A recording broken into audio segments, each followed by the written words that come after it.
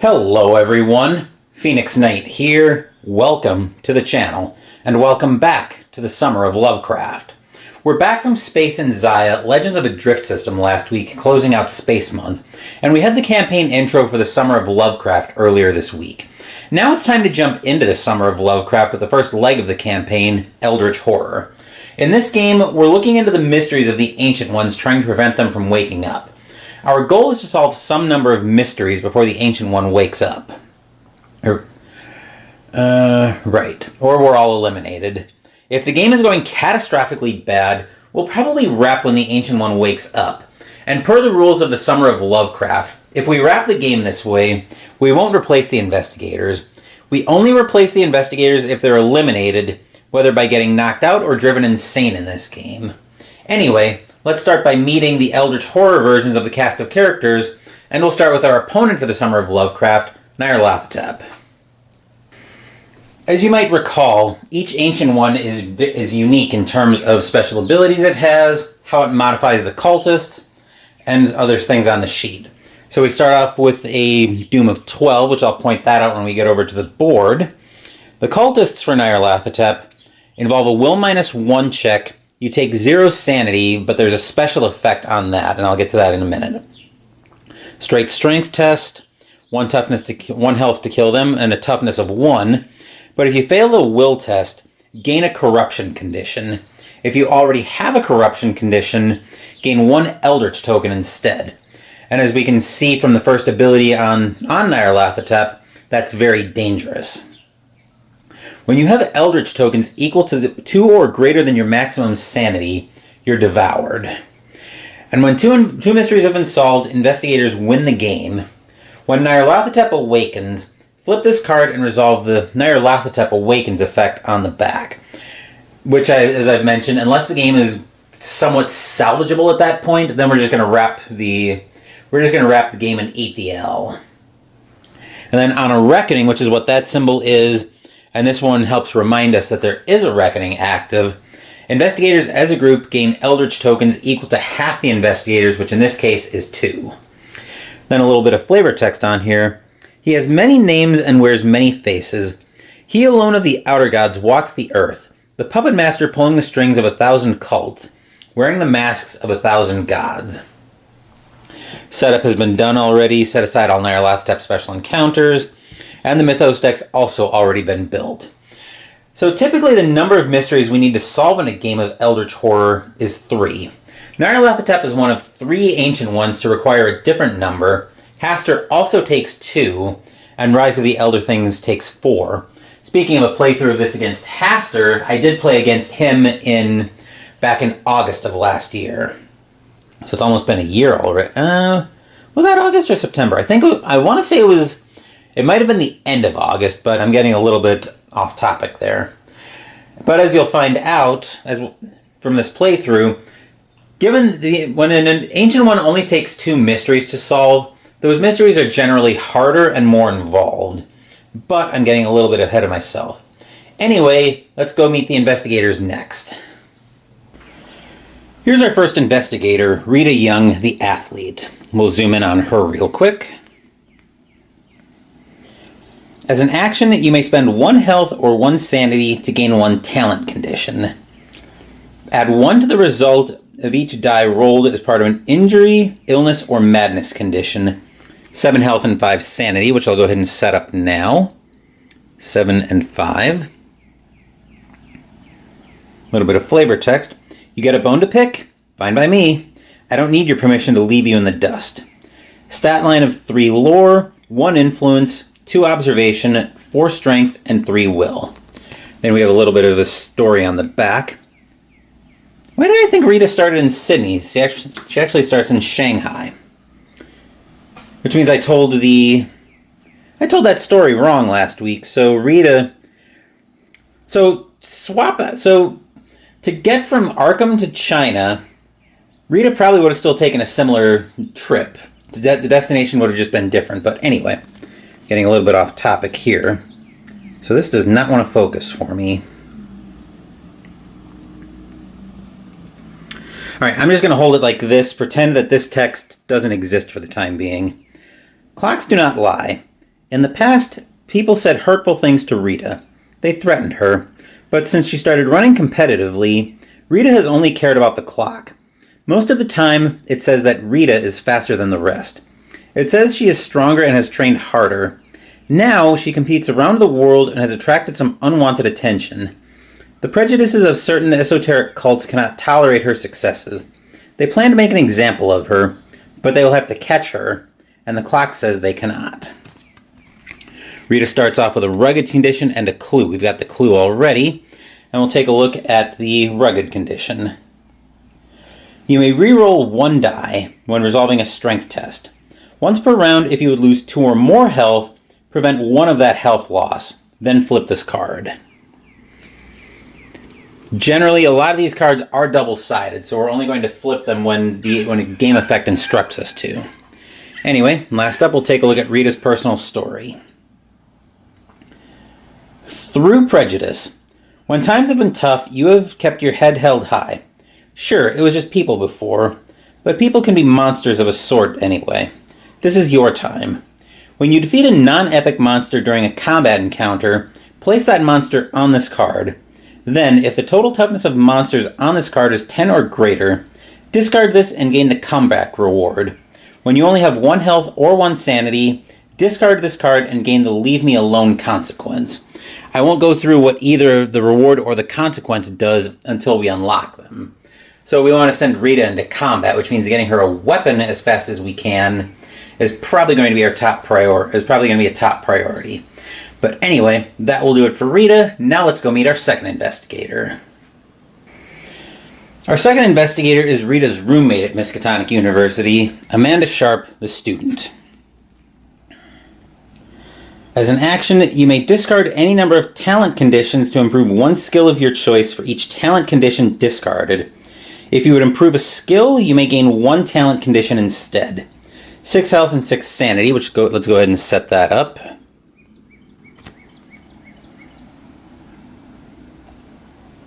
Her stat line is 2 lore, 3 influence, 4 observation, 1 strength, and 3 will. So we're probably not going to be doing too much fighting with her, but anyway. Flip it over and look at her story. She starts off in Istanbul, Turkey, so I got that part of the story right anyway. I don't know why I thought Rita started in Shanghai, or Sydney. Maybe it would be a good space for her, but anyway.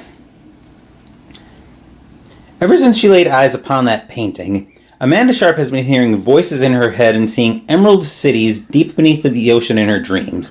Once a student at Arkham's Miskatonic University, Amanda Sharp opted to take some time away from school, hoping that the strange visions and voices and visions would subside. Unfortunately, they have been getting worse, not better. And hardly a day goes by that she does not suffer from her unusual visions. Something terrible is coming. She is sure of it. The sea wakes. We'll flip that back over, and she starts with a quick study condition, quick study talent, and unspeakable research. So we'll take a look at her starting possessions. Quick study. It's a talent. Once per round, when you gain this card or another talent condition, you may gain 1 additional talent condition. If you do, flip.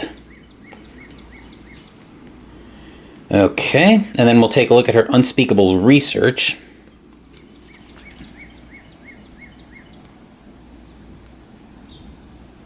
Which does not want to focus today. There we go. Unspeakable research, unique asset, it's a task. When you perform a rest action, you may delve deeper into the secrets of the Ancient Ones, observation. If you pass, place 1 Eldritch token on this card, then you may flip this card. So tasks generally, we want to charge up and hopefully get big effects on them when we finally do flip them. And then last up, we have our personal story to take a look at. So I'll flip that over. Dreaming of Relay. The ebb and flow of the tide calls you ever closer to the sea, whispering unintelligible words into your ears. Whenever you gain a clue during a research encounter, place 1 Eldritch token on this card. Then, if there are 3 Eldritch tokens on this card, discard this card and gain the Honor Student reward. At the end of the encounter phase, if there are 5 or more gates on the game board, discard this card and gain the Deep Destiny consequence. So we want to try to have her do research encounters and keep gates under control. But anyway, that will do it for Amanda. Now let's go meet our third investigator. Our third investigator is Charlie Kane, the politician. As an action, another investigator of your choice may immediately perform 1 additional action. When you perform an Acquire Assets action, you may allow other investigators to gain any cards you purchase. And I forgot to go through Amanda's flavor text. I'll do that before we move over to our fourth investigator. It can be arranged. It's just a matter of acceptable terms. 4 health and 8 sanity, so we definitely need to protect Charlie's health. But as we saw from Nyarlathotep, he'll be able to take a lot of Eldritch tokens. Anyway, stat line is 2 lore, 4 influence, 3 observation, 2 strength, 2 will. And to start the game, he comes with his personal assistant, Marge from the story we told. Gain +1 influence, and you may reroll 1 die when resolving an influence test. So Charlie will actually be rolling Acquire Assets at a base of 5. And that's not anybody. That's not just limited to a space. That's anybody. So if we see something good, Rita is going to be looking for a weapon pretty quick. So if we see something powerful up there, I can get that over to Rita on the express plan. But anyway, we'll take a quick look at Amanda's flavor text. The truth of reason tempers even the wildest delusions. I will not fall prey to such madness. Then we'll tell the start of Charlie's story. When the press asks if Charlie is planning a run for national office, he smiles and says that he's focused on the important issues. The truth is that he would love to launch his campaign, but right now the most important issue is preventing the end of the world without causing a panic. To do this, he's been calling in favors across the country. Most recently, Charlie's stopped in San Francisco to visit Hearst Castle. With the help of his friends and his finances, Charlie believes he can fix this problem without sacrificing a single vote. And then his personal story. Citizen Kane, you carefully negotiate with your contacts in order to ensure that all possible permutations of the future have been prepared for. After all, how will you run for office next year if the world has already ended? When a mystery is solved, discard this card and gain the Kane for Office reward. When Doom advances to 6 or lower, discard this and gain the Dark Times consequence. Alright, so we'll put that up there. I'll point out what I did when we move to take our first look at the board, but anyway, that's Charlie. Now let's go meet our last investigator. Here's our last investigator, Michael McGlenn, the gangster. As an action, if you're on a city space... Actually, I'm going to bring this up so it's a little easier to read. If you're on a city space, you may gain 1 item or service asset of your choice from the reserve. If you do, gain a wanted condition. Once per round, you may reroll 1 die when resolving a deal or pursuit condition effect. Don't care if it's a god. If it crosses me, it's going to regret it. 8 health and 4 sanity, so Michael is not going to be able to take a lot of Eldritch tokens. 2 stat line of 2 lore, 3 influence, 1 observation, 4 strength, and 3 will. So he's going to be decent at combat, but anyway... Tell his initial story. He starts off in London with a Tommy gun asset, which we'll go through in a second. When the O'Banion gang needs to send a message, they send the big man, Michael McGlenn. Not long ago, his friend, Fast Louis Farrell, was attacked by a bunch of inhuman things with ugly, fish-like faces. They sliced him up and dragged him under the water. McGlenn took it personally. The word has spread. McGlenn has loaded up his Thompson, and everyone else had best get out of his way. His first stop is London, where he tends to find out what these creatures are called, and where he has to go to kill every last one of them. A man with simple needs. Speaking of his Tommy gun, let's take a look at that. It's an item weapon, gain +4 strength during combat encounters. So we've already got some decent firepower. But anyway, let's take a look at his personal story.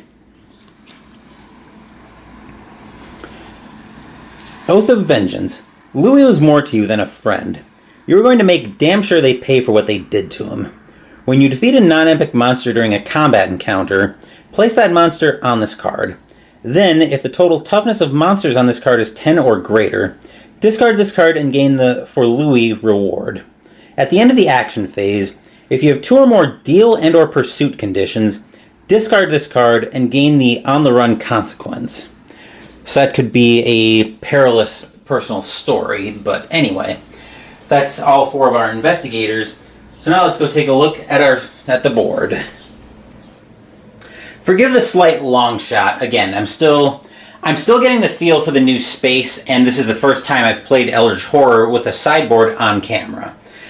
But anyway, so we've got our starting board here. We've got Charlie over in San Francisco, Michael over in London, Amanda's in Istanbul, and Rita's in Shanghai instead. Well, the glare is actually making that pretty hard to see, so let me see what I can do about that.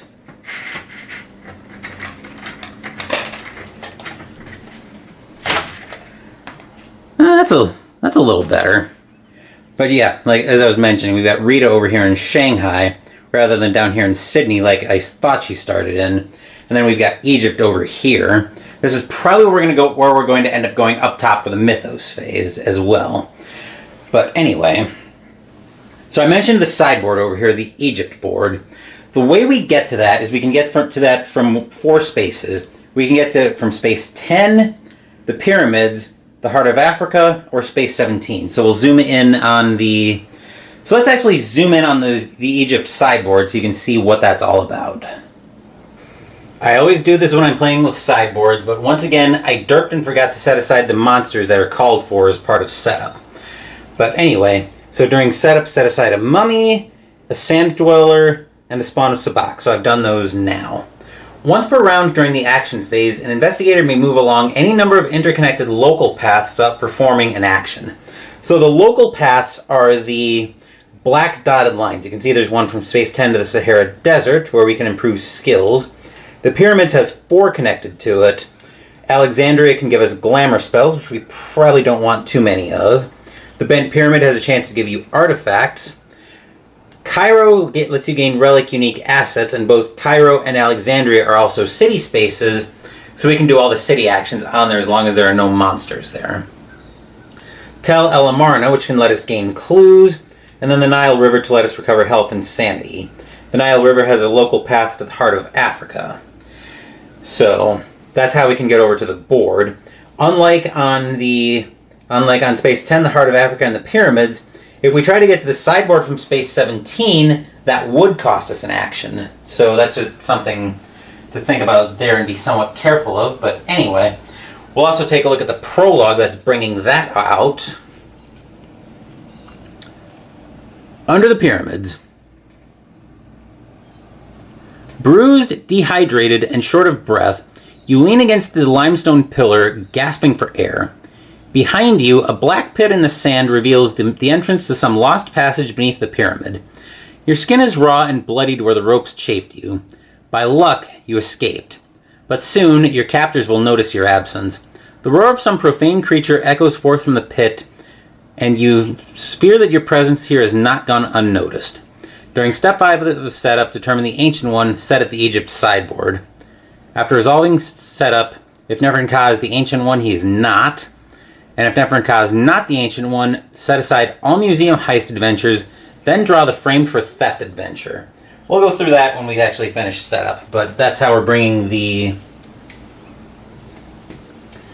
That's how we're bringing the Egypt sideboard out.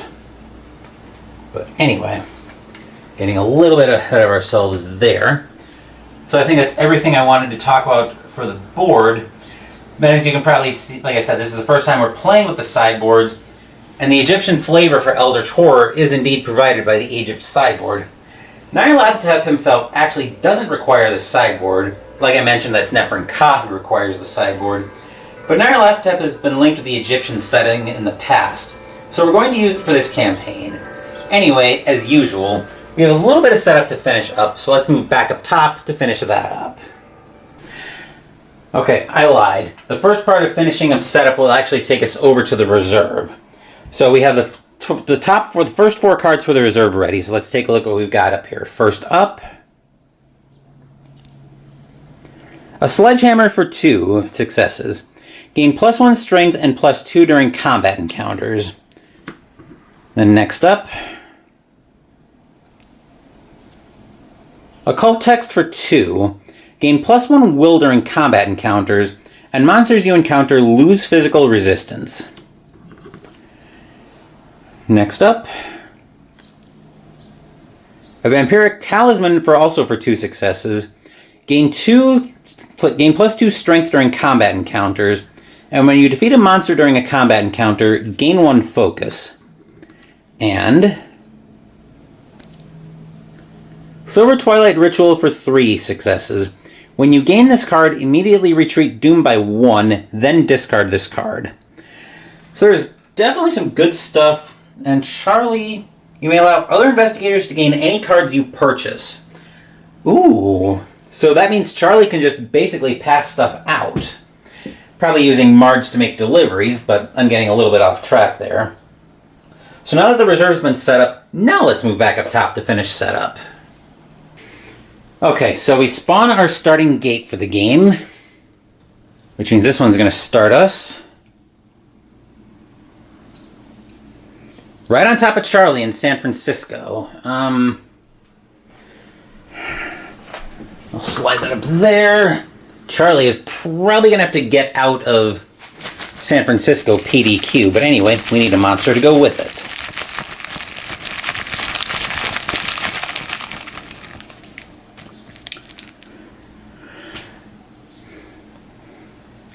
Ooh, a Gug for 4. A Gug, yeah, he's probably going to need to leave this pretty quickly. This does not. There we go. Alright, straight. This glare's pretty bad. There we go. Straight will test, need 2 successes to not lose sanity. Strength -2, need 3 successes to not lose health. 4 toughness to kill it. And if you defeat this monster during a combat encounter, you do not resolve an additional encounter. Yeah. Charlie probably needs to get out of San Francisco as fast as he can. So, place the active expedition token on the top space, which is, you can see here, is Tokyo. So this is actually one positive effect of messing up where Rita starts. Because that encounter goes from how in the world am I going to get to it to oh, that can be Rita's first turn encounter. Then spawn the number of clues, which is also 2. So we'll get those out.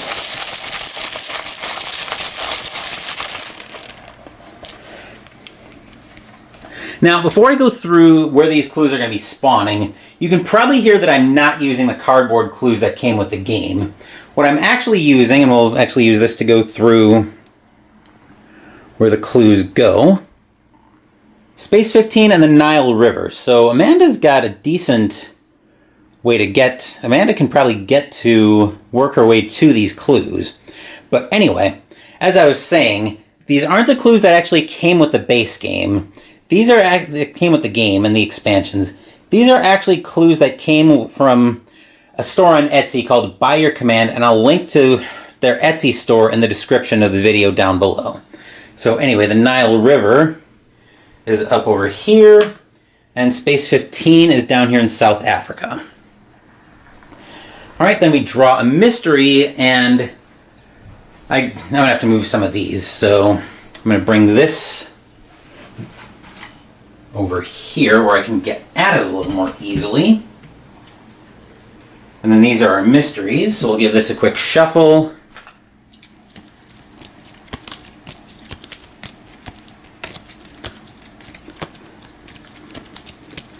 And a cut, and there's our first mystery for the game. So our first mystery here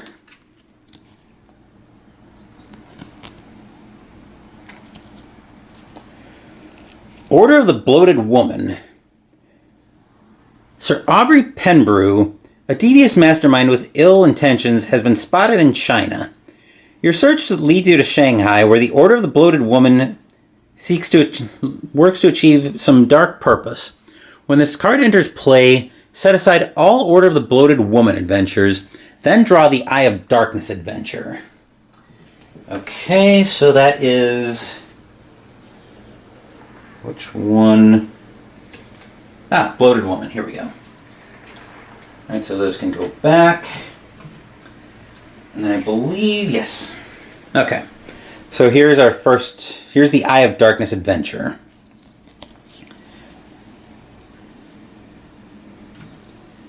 Eye of Darkness. Order of the Bloated Woman 1. This does not want to stay focused.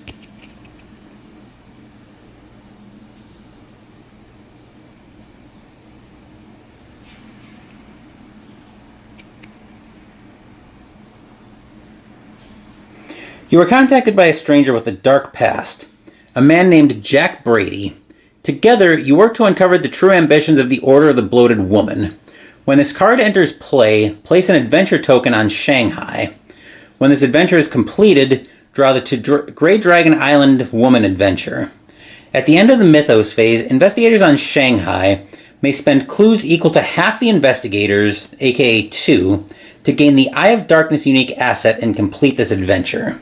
So we'll grab an adventure token.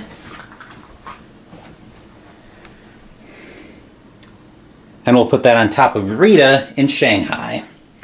But I doubt she's going to be staying there for very long. Also, as part of setup, we needed to draw the Museum Heist adventure from the Prologue. So from that we find...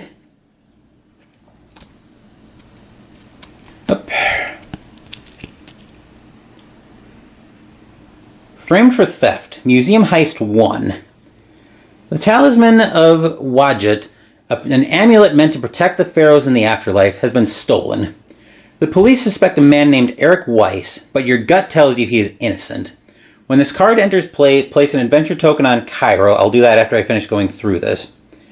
When this adventure is completed, the active investigator gains the Eric Weiss unique asset, then draw a random Museum Heist 2 adventure. As an encounter, an investigator on Cairo may attempt to convince the police that Eric has been framed, and that's an influence test. If they pass, the police release Eric into their custody under the condition that he apprehends the thief. Complete this adventure. Okay, so the adventure token goes to... So we put another adventure token on, what is that, Cairo? Yes, Cairo, which is up here on the sideboard, which Amanda's influence isn't complete rubbish, so maybe sending her after that wouldn't be a terrible idea. Then sending Rita over to the... Then sending Rita over to Tokyo to do the expedition encounter wouldn't be a terrible idea either, but... Anyway, that's everything set up for the game. So let's jump into our first turn, and I think we'll start with... let's actually start with Charlie. So we'll drop down, we'll move up to San Francisco and go to Charlie.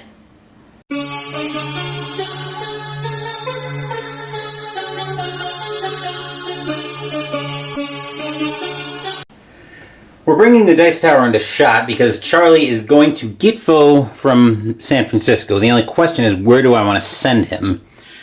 Anywhere I could send him right now, except for Space 2, would let him acquire assets, and I want that to be his second action. I think we're actually going to send him toward... We're actually going to send him toward Michael in London, so I'm going to bring the dice tower down here. That way I can kind of block off... I'm not going to need Arkham this turn, so I'm going to send Charlie over to Space 5 towards Chicago, and then he is going to take the aforementioned acquire assets. So he's at an influence of 4 plus 1 from Marge is 5, and I have a reroll.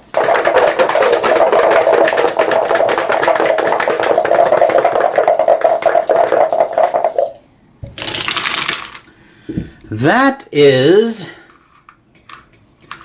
2 successes, but I do get to reroll 1 because of his personal assistant.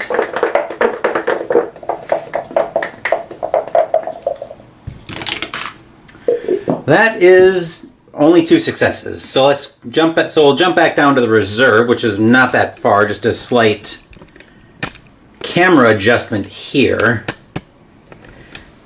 A dead condition this early seems like a pretty dangerous play. And I've got to remember that Charlie can actually pass items off to other investigators. So I think what he's going to get... I think he's actually going to get the Vampiric Talisman, and he's going to pass that off to Rita with help of Marge. Because that Vampiric Talisman is very useful. It's a +2 strength during combat encounters. Rita definitely needs some firepower on that. Since Michael's already got his Tommy gun, he's pretty much all set on that front. And then we need a fresh asset from the reserve. Before I replace this, I'm going to mention that I can also take a bank loan for an extra 2 successes, but now the acquire assets action is over, so I won't be able to do that. But anyway, replacing the Vampiric Talisman will be a Witch Doctor for 3 successes. Investigators on your space may recover 1 additional health or discard a cursed condition when performing a rest action. Let's hope we don't need that for the additional curse. But anyway, that will do it for Charlie. Our second investigator, once we get the dice tower out of shot because we won't need it, our second investigator will be Rita. Rita's going to move up to Tokyo, and she's going to take a focus token.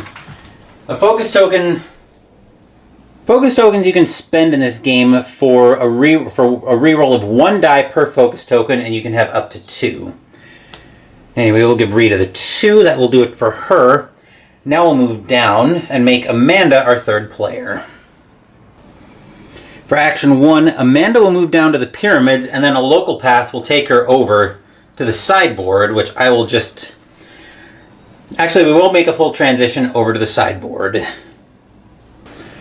The only question here is, are we local pathing to Cairo, or are we going to actually, where are we going to local path to? I'll get these monsters out of the way. They're not on the board. They're just set aside as part of the sideboard. Moving into the adventure wouldn't be a terrible thing. I think what we're going to do is I'm actually going to work on the adventure first, because it'll be a little bit easier to get to the Nile River next turn anyway, because I can move local paths to Tel El Amarna, and then I can take a travel action to move to the Nile River. But I'm getting a little bit ahead of myself on that. Anyway, Amanda's second action, since she traveled to the pyramids and then took the aforementioned local path, I think her second action is just going to be to take a focus as well. So there's a focus for Amanda. That will do it for her. Now we'll move... Our last player will be Michael in London. Michael, I think, is going to want to stay put this turn. So he's also going to take a focus. So there's a focus for Michael. And then do I want to yoink the... The question is, do I want to yoink that occult text off the board? Actually, his influence isn't terrible at 3, so I might be able to roll for it naturally. So let's do that, actually. Let's go ahead and try to acquire assets with Michael. So we'll bring the dice tower in shot. Oh, before I forget, I know the board is slightly crooked. Like I said, I'm still playing around with the space. I'll try to straighten that out just a touch. Never mind, I'm going to make sure it's straight on the table. But anyway, I do want to point out that I put an ongoing marker up here at 6. That's to remind me that somebody actually fails their personal story at 6 doom or lower. So that's just a reminder for me to say, hey, you got to pay attention to this. But anyway, getting a little bit ahead of myself on that. Hopefully that won't matter, but what matters now is that Michael needs 3 dice.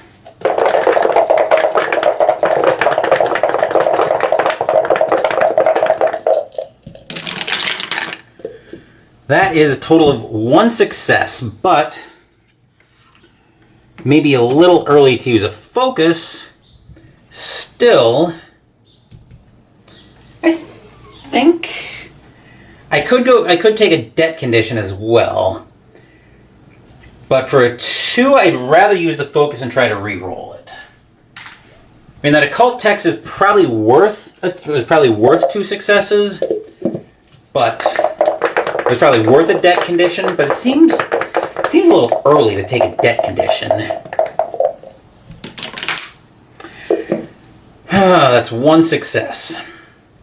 No, I'll just let it sit tight. But since I'm not taking anything from the reserve, I can discard a card, and I will discard the Witch Doctor. So we'll get a new card out for that. We will find a Police Assistance for 1. When you gain this card, immediately discard 1 monster of your choice on any space with toughness 2 or less, then discard this card. Okay, so that's something to keep an eye on. But anyway, that's everybody in the action phase. Now let's go into the encounter phase, and we'll go pay a visit first to Charlie.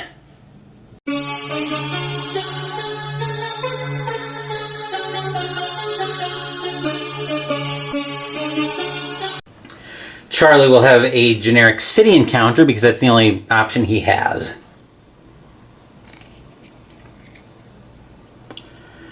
A night of good drinking and good cheer helps raise your spirits, recover 2 sanity, except he's at full.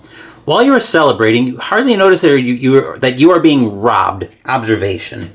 His observation is not terrible at 3. So let's see what happens here.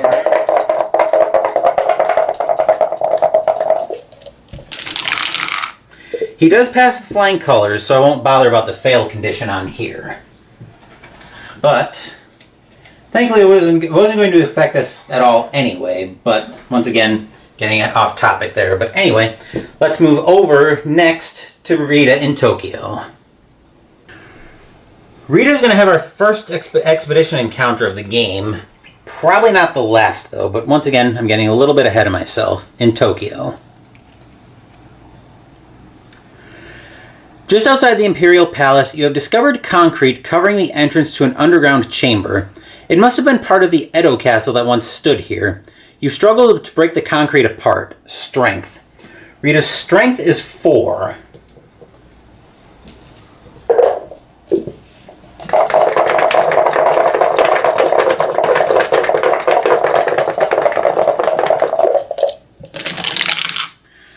Succeed with flying colors. Very nicely done, Rita. Alright, so that moves us into the next condition. You find a severed hand holding an object. Gain 1 random trinket asset from the deck. I'll search that off camera. So we'll take from this stack. Trinket. Okay. Alright. We have the Lucky Cigarette Case for 2 successes. Once per round, you may add 1 to the result of 1 die when resolving a test. Ooh, that could be very useful. And then we had a reroll on Rugged for the strength test, but we did not need that. You can't breathe due to smoke in the chamber. Will. Oh boy.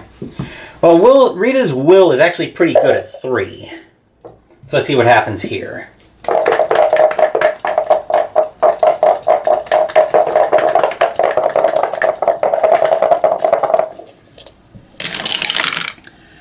That's a pass. So very nicely done, Rita.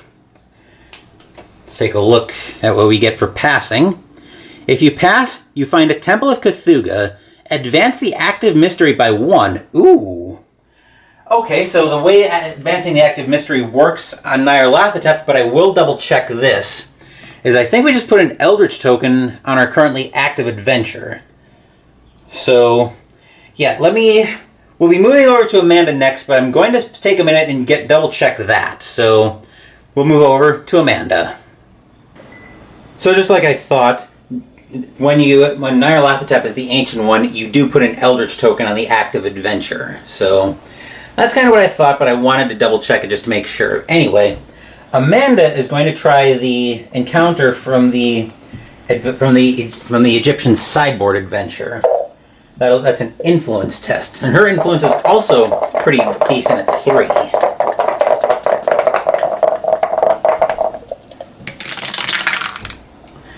Which she fails at, but I will spend the focus token to reroll one of these dice. Which still is a fail, so okay. We might end up leaving that adventure for later, but anyway, that will do it for Amanda. Let's move over to Michael. Spawning clues is not at all a terrible thing, and the expedition token is actually moving to Antarctica. So Michael's going to go ahead and have a London encounter. The framed medium Murrig Morris allows you to speak with spirits. Influence. That's an influence of 3 from Michael. Yep. Our team's actually decent at influence except for Rita, but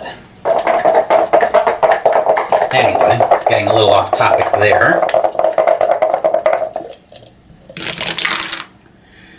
That's a fail, and I don't think we're going to worry about it right now.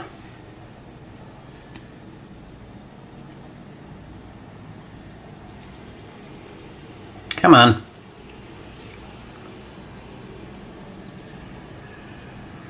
If you fail, they trick you into entering the void. Gain a lost in time and space condition. Ouch. Alright, so we'll get our first look once I get them out of the binder. Here we go.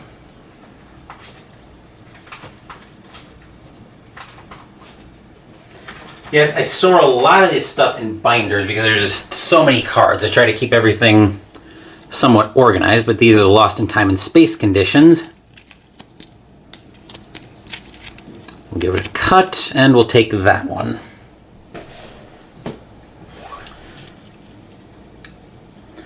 Lost in time and space. Remove your investigator token from the game board. You are unaffected by other game conditions and cannot move or perform actions. Instead of resolving an encounter, flip this card. Oh joy. That was a rather unfortunate encounter there. And then we'll move back up top for the Mythos Phase.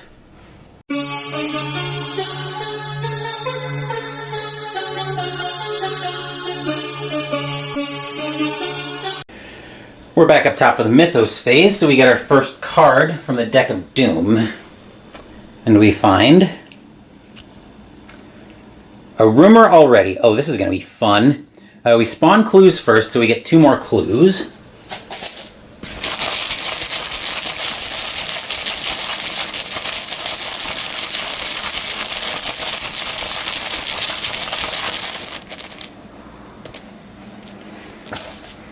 Okay, and we find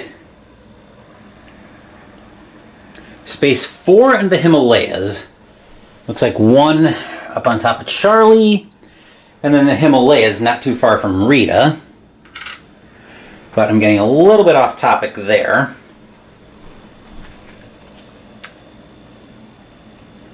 And we'll get a rumor marker on Antarctica, and this will get 3 Eldritch tokens on it.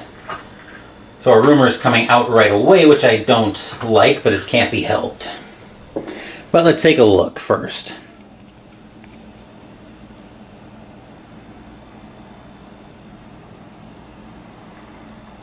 Astronomers in the southern hemisphere have begun to see radical changes in the stars. Constellations have become completely unrecognizable. Reports from Antarctica describe seeing a second moon. Transported to the Hyades, ongoing rumor. As an encounter, an investigator on Antarctica may search for the herds of Bayaki that inhabit the place. Observation -1. If he passes, he may spend clues equal to half the investigators to solve this rumor, so we need 2 again.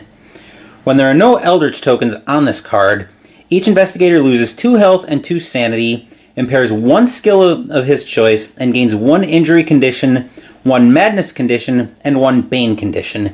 Then solve this rumor, and on a reckoning, we discard 1 Eldritch token from this rumor. Yikes. That thing is going to need to go as fast as we can get rid of it. But I'm getting a little bit off track here. So anyway, all those come back, and now we're into another action phase The only thing, I'm going to leave Michael with the 4 because he doesn't really have anything to do right now. But our first investigator this time, are we going to stick to Charlie or are we going to move it to somebody else? I think we are going to stick with Charlie being the lead investigator. So let's go back up towards Chicago.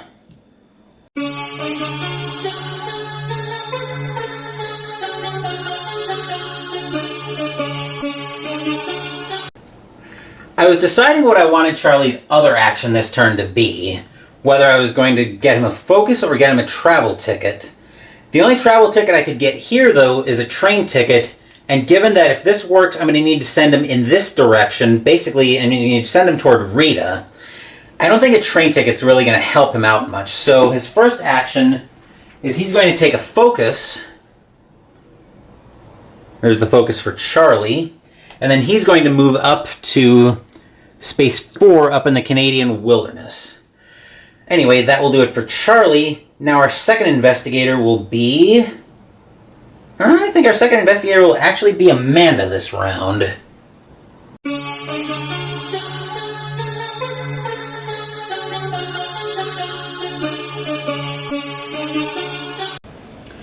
I want a couple of different ways to be able to get that second clue over to Shanghai. So for her first action, Amanda is going to take a ship ticket, which I can use because there is a ship path connecting Space 17 with Cairo. So there's the ship ticket for Amanda. Oh, didn't mean to jar the camera there. Sorry about that. Then we'll take a couple of local paths over to Tel El Amarna. And then for her second action, she'll move down to the Nile River. That will do it for Amanda. Our third investigator will be Rita. Rita's going to stay put in Tokyo, especially if we can work on that Gug a little bit. Since there is an option to defeat monsters in Tokyo. So, to that end, Rita will gain her second focus and a ship ticket since I'm planning on getting her moving. Since we might need to get her moving soon, so that'll be worth keeping an eye on. And then Michael's lost in time and space, so he gets skipped over during the action step. Anyway, that will do it for the encounter, for the action phase. Now we're going into the encounter phase, and let's go pay a visit first to Charlie.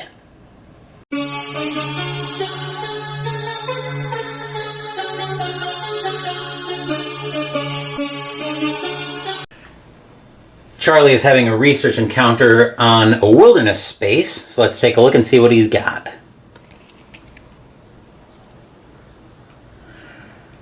You search the scorched area next to the best of your abilities, observation -1. Scorched in Canada? Yeah, right. But his observation is 3, -1 is 2, and we've got a reroll.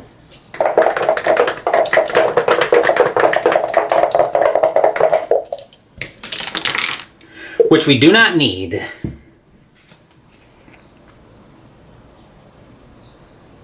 If you pass, you find evidence that an expedition once based its camp here. Gain this clue. So now Charlie's got a clue, now we just need to get it over to Rita. Anyway, that will do it for Charlie. Let's go over to Amanda next, who's going to be doing the exact same thing. We are having another wilderness research encounter with Amanda, but hers might actually be useful for us. An ethereal voice beckons you to follow, and you are unable to resist. If you have a Dark Pact condition, gain a Corruption condition. We have neither of those yet. You feel as if you are an outside observer in your own body, but you try to remember what the voice says, observation. Her observation is very good for this at 4. So 1, 2, 3, 4.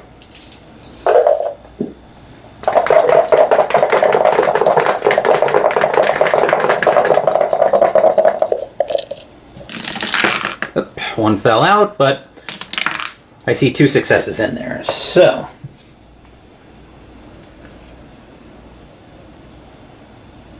if you pass, you retain your memories. Gain this clue. So that gives us another way to get a clue over to Shanghai pretty quickly. And this is where I'm glad I have the ship, where I'm glad I took the ship ticket for Amanda, because we can get her moving in that direction very quickly. But anyway, that will do it for Amanda. Now let's move over to Rita. Rita's in Tokyo, so let's have our first Asia encounter of this game. The university allows you to access the Jigoku Zoshi, the Scroll of the Hells. You scour the text for a specific enchantment, lore -1. Yeah, right. Well, actually, Rita's lore is decent at 3, -1 is still 2, and she's got 2 foci, in case we need them.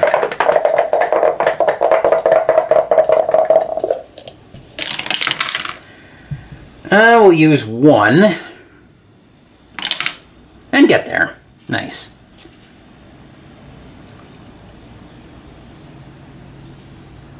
If you pass, you are able to cast a dark spell on your enemies. One monster of your choice on any space loses 2 health. Oh, Mr. Gug. We're going to punch you in the face now.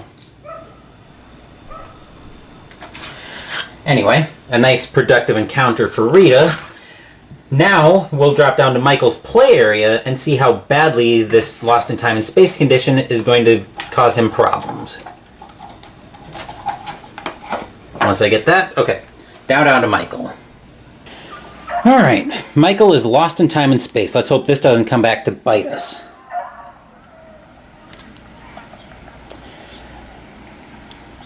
Oh boy. The river of time has been muddied, and you struggle to find a way home. Lore -1. Oh boy, this could be a problem. Here's the lid. Lore -1, and we have no foci.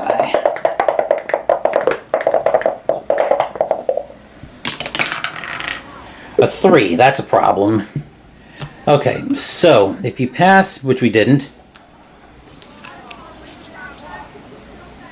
If you fail, spawn 1 gate, place your investigator on that space, and discard the top card of the myth. Oh, this is bad. Place your investigator token on that space, discard the top of the Mythos deck, then shuffle the Mythos deck, then discard this card. The reason that's very bad, and I'll actually explain more about that as we're going through everything. So the gate is going to be the Nile River, which is right on top of Amanda, too. She was going to be planning to get foe anyway. Let's grab a monster. And we have to be on a city space to use a special action, so that's unfortunate. But anyway, we'll draw the monster out. We find an Honored Dead. Okay, so it's not actually staying here, I don't think. And I'll explain why once I put this focus token back. Alright, the Honored Dead actually has spawn instructions, so it's going to be moving somewhere else from the looks of it. It's got a Reckoning as well, but we'll take a look at that when we flip it over. So a straight will test, need 2 successes to not lose sanity. Strength -1, need 3 successes to not lose health. 3 toughness to kill it. When this monster is spawned, move it to the pyramids. And on a Reckoning, roll 1 die. On a 1 or a 2, the nearest investigator gains a cursed condition. So that goes to the pyramids, which I'll put that... we'll put that on the board for now. And then he goes to the Nile River. We discard the top card of the Mythos deck, which we were losing... Ooh, we were using a yellow card. Okay, but we shuffle the Mythos deck. Now, the reason this is so perilous and bad is because knowing how the deck was built, you can kind of use that to plan a little bit to say, okay, I know this is kind of like, say for instance we gain a corruption condition. I won't spoil what that is, but basically that triggers on a reckoning. That triggers on a Reckoning, so we'd be able to use that to kind of plan. Okay, is it safe to use to take a lot of Eldritch tokens on that? Which against Nyarlathotep, that is not something safe to do, because too many corruption conditions can potentially get you killed. But getting a little bit ahead of myself on that front. Anyway, there's the Mythos deck shuffle and cut. So, gross. That is going to be a very big problem. Not only is that a problem for planning purposes, but it's actually a problem in terms of losing the game. Because one of the ways we lose the game is when we need to draw a card from the Mythos deck, and we can't. I'm just going to give a quick shuffle on the Lost in Time and Space conditions off camera. Because I don't think there's anybody on the team right now who could really handle a Lore -1 test, possibly, except for Rita. I'm really surprised that Amanda can't. with a lore of 2, but I'm getting more than a little bit off track here. And now it's also time to move back up top for the Mythos Phase.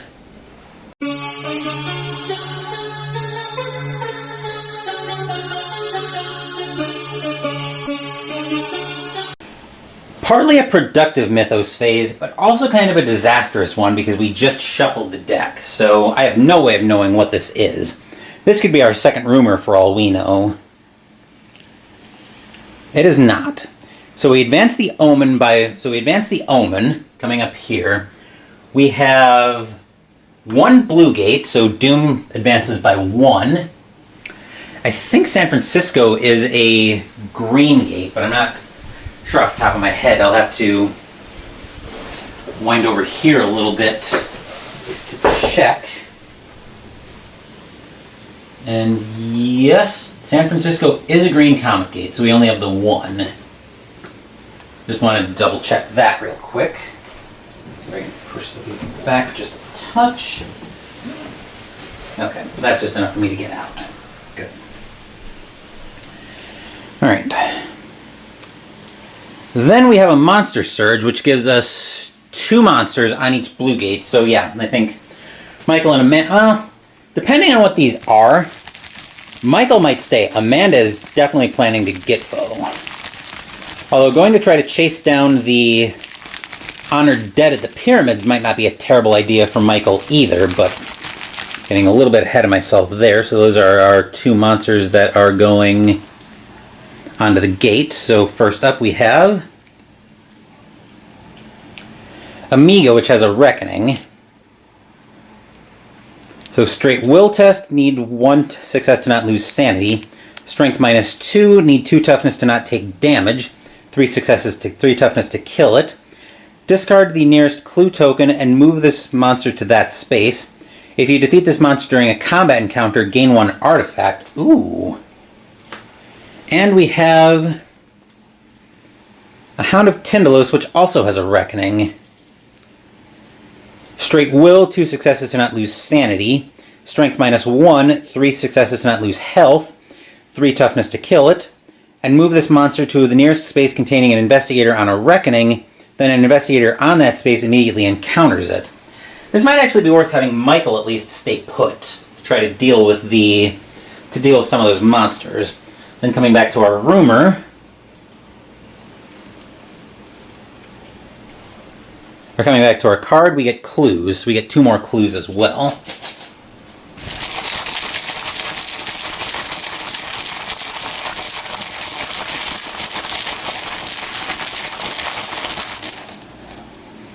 These clues are going... We have Rome and Space 21, 2 spaces that right now are extremely inaccessible, but I'm getting a little bit off track there.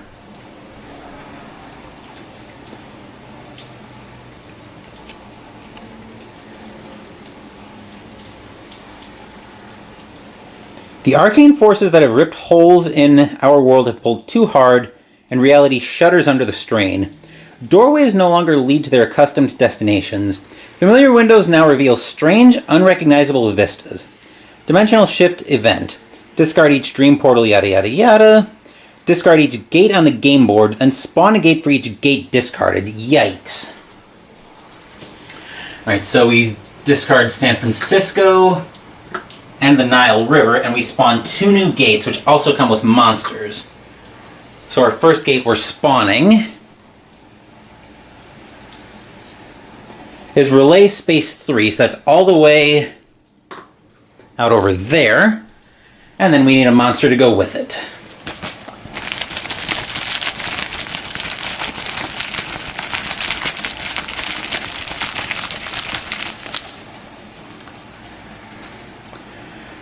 We get a Dole. Oh joy. Yeah. Will -1, need 3 successes to not lose sanity. Strength -2, need 3 successes to not lose health. 5 toughness to kill it. And on a Reckoning, move this monster 1 space toward the nearest investigator. Then each investigator on this or an adjacent space loses 1 and 1. So he's actually going to be moving toward the probably going to be moving toward Rita as of right now. And then we spawn.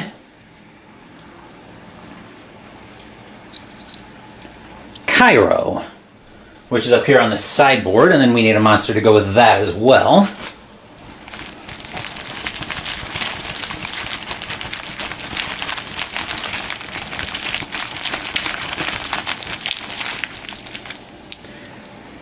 We get a Shan. Oh boy.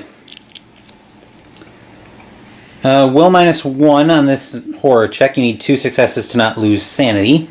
Straight strength, 1 success to not lose health, 2 toughness to kill it. Physical resistance. So for instance, Michael's Tommy gun would only give him +2 strength because physical resistance cuts bonuses in half. There's also magical resistance, and immunities work just as you would think.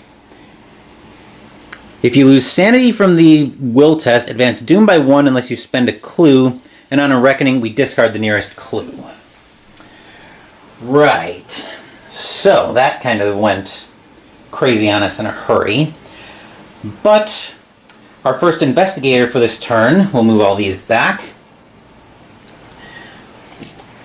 Our first investigator is we're actually going to switch it this round, and Amanda is going to be our first investigator. Actually, I almost forgot. Amanda did gain a clue during her research encounter, so she gets an Eldritch token on her card, on her personal story. And then speaking of Amanda, we'll make her our first player this round.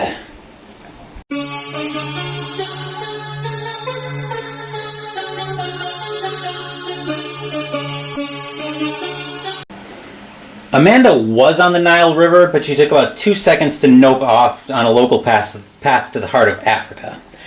So the question here is, do I stop and get the clue, or do I just get her moving, or do I get her moving toward the mystery?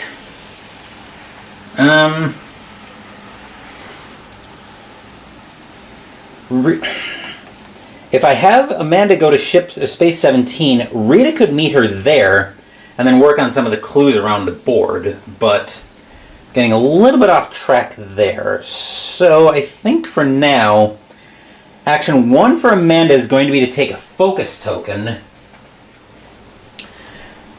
So that'll give her 1. And then action 2, I guess the question right now is, who are we moving to? I guess who's going to be able to get to Shanghai faster?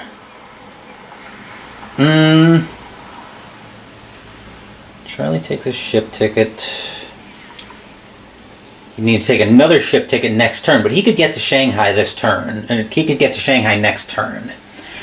Actually, so could Amanda, so it's really a wash either way. But I think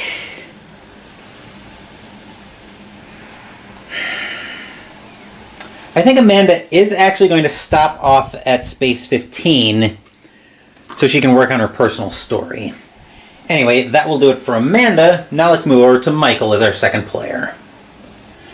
Michael is planning to stand and fight this turn because I want to get both those monsters off the board because they have very real potential to cause havoc. And it could potentially be 6 toughness on his personal story, but I'm getting ahead of myself there. So for him, it'll be a focus and a resource. That's it for Michael, who's going to be our second player. Now let's move over. Let's move over to Charlie. Charlie's going to be moving over to Juneau. And do I want to take the ship ticket? Problem here is I can't get Amanda to... Problem is I won't be able to get Amanda to Shanghai until next turn.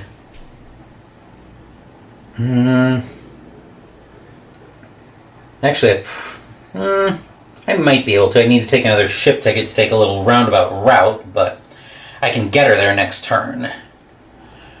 So the question now is, do I just have Charlie work on the reserve? That's actually probably not a terrible idea. Especially if I think I can get that clue over to Shanghai next turn. Yeah, I think we just have Charlie work on the reserve. There's definitely some good stuff in there. But let's see if we can improve it a little bit. So we get 5 dice. And then we'll see what Charlie can do with that. Immediately discard a monster with toughness 2 or less, which right now is only the Shan, which still, that would not be a terrible thing to get either. But let's see what we roll first.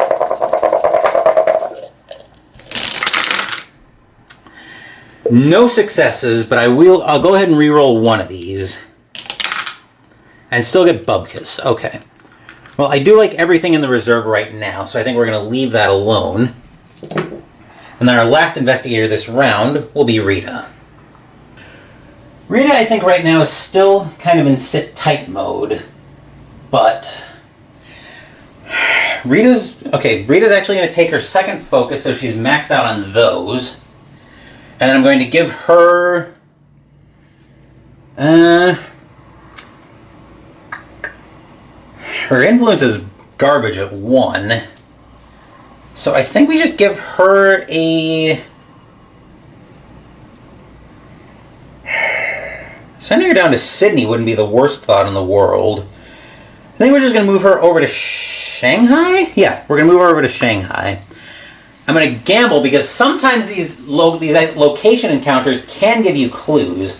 I'm not willing to bet it's going to happen here, but hey, if it happens, we end the Mythos phase with the Eye of Darkness adventure complete. So, I think it's worth a gamble anyway, but anyway, that will do it for the action phase. Let's go into the encounter phase, and we'll drop down first to Amanda.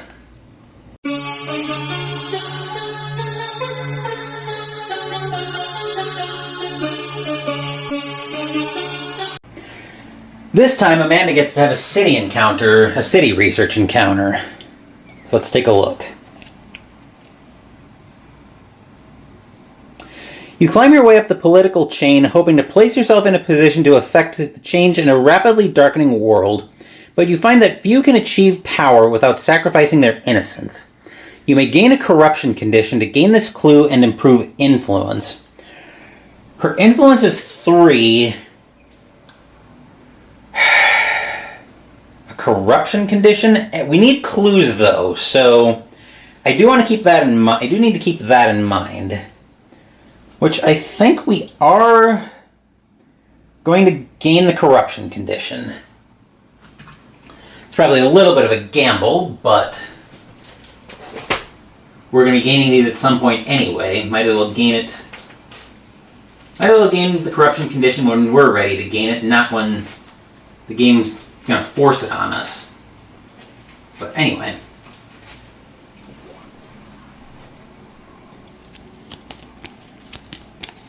These are the corruptions.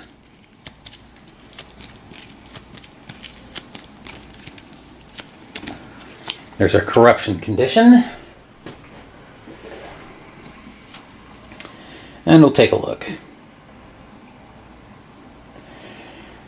It's a Bane. You may gain 1 Eldritch token to reroll 1 die when resolving a test. If you would gain a boon condition, discard this card instead. On a Reckoning, gain 1 Eldritch token, then flip. Alright, so that gives us the clue and the second Eldritch token on Amanda's personal story. So there's that. Going over to Amanda's personal story. That will do it for Amanda. Michael's got a fight on his hands. With multiple monsters on the board, we get to determine the order, and Michael's actually going to go for the Migo first. So we start off with me not being able to handle the monster, but we actually start off with a straight will test. His will is 3. And we need 1 success to not lose sanity.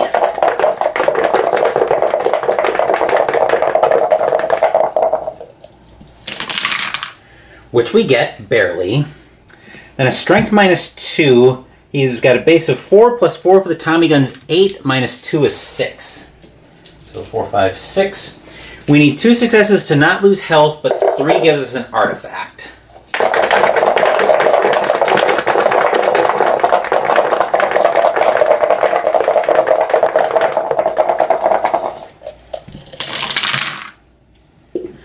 I see 2 successes in there, which is unfortunate, so I am going to toss his focus in to reroll one of these dice. Which he does not get it. So he at least doesn't take damage, but he does deal Amigo 2 damage. Unfortunately, his encounter phase will be over after this. So I'll just leave... So that's 2 damage on the Amigo. And then the Hound of Tendolos is up next. Another straight will test. This time we need 2 successes to not lose sanity. That should be a 4 there. Will is 3 minus 1 is 2. So both of these need to be successes for Michael not to lose sanity.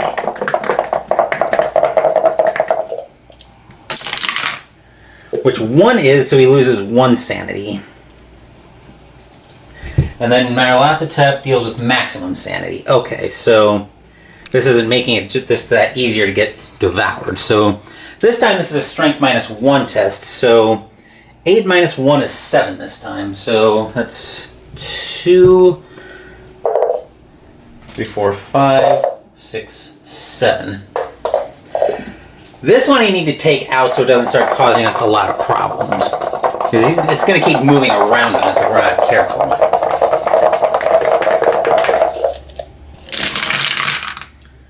Which that is 2 successes, which is unfortunately a damage from Michael, because I don't have the... Because I don't have the 3rd success to be able to take it out. So that's 2 damage on the Hound of Tendolos. A productive turn, all things considered, but I'd have rather had at least one of these monsters dead. But that's it for the... But that's it for Michael's encounter phase. Now let's move over to Charlie in Alaska. Charlie is once again stuck with a generic city encounter.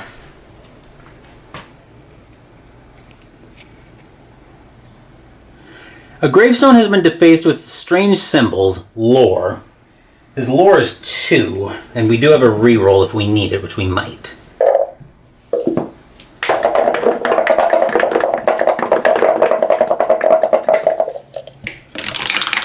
I stand corrected. Wow. Where were a couple of those successes when Michael was fighting?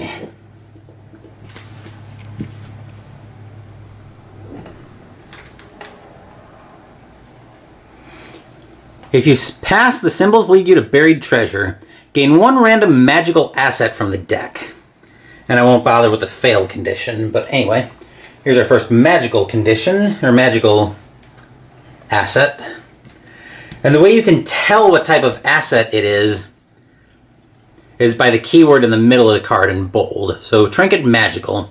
When you close a gate during an Otherworld encounter, gain 1 focus. If that gate corresponds to the current omen, recover 1 sanity. So that's going to Charlie. And then Rita will close out this encounter phase up in Shanghai. Rita is going to have a Shanghai Encounter. You awake in the middle of the night to hungry ghosts trying to devour your soul. Will. Rita's will is 3.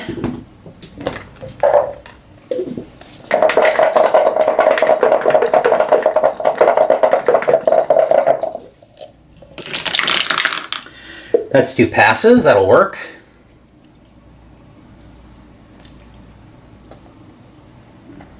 If you pass, they stop and beg you to perform a service to set them free. Gain 1 task unique asset. I hate task assets. So I'll move over to my spreadsheet over here and find Dimensional Study.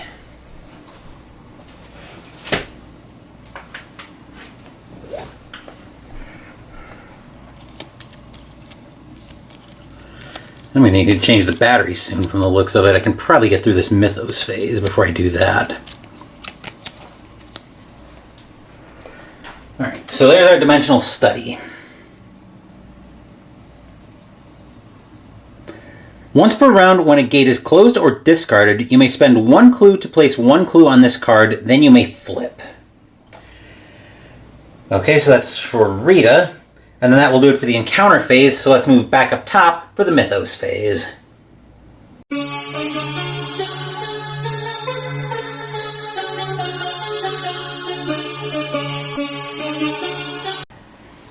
Next card from the Mythos deck is our first Reckoning, somewhat surprisingly. Omen advances down to red, and we have no red gates on the board, I don't think. Relay is a constellation, and Cairo's a comet. So Reckoning. Order on this is monsters, which the Dole, I think, does have a Reckoning on it.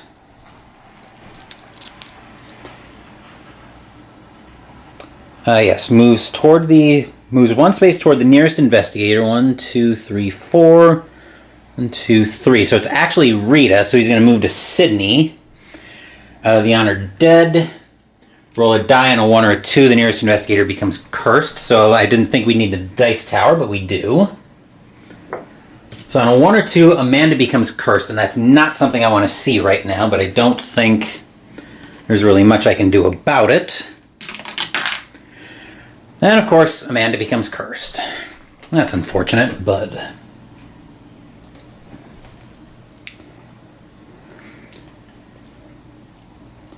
So now Amanda will be rolling a special red dice where only 6s count as successes. If you would gain another cursed condition, flip this card instead. If you would gain a blessed condition, discard this card instead. I wonder if that would discard both of them for her. Roll a die on a 4, 5, or 6, discard this card. So blessed would probably discard both of them, actually. Alright, that was the Honored Dead. The Hound of Tendolos, actually... We're going to be moving down to Michael in a second, but the Shan discards the nearest clue, which is from Cairo, space 17. It's probably space 21. And then the Migo is going to num-num a clue as well. I think the Migo is going to num-num 1, 2, 3, probably the clue on the Himalayas and move there. So those are discarded. That's the problem I was afraid of with the Migo. But on a Reckoning, we do have to drop back down to the Nile River briefly, and Michael.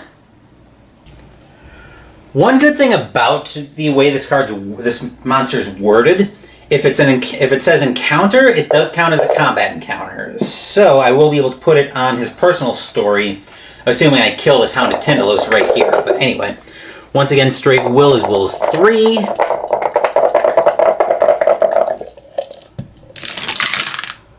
Which he gets no successes on, so he's going to need to rest if he can take this thing out. And then a strength -1, so 4, 5, 6, 7 dice. Fortunately, he does have a resource, so assuming I'm able to rest with him this turn, I'll be able to recover an extra 1.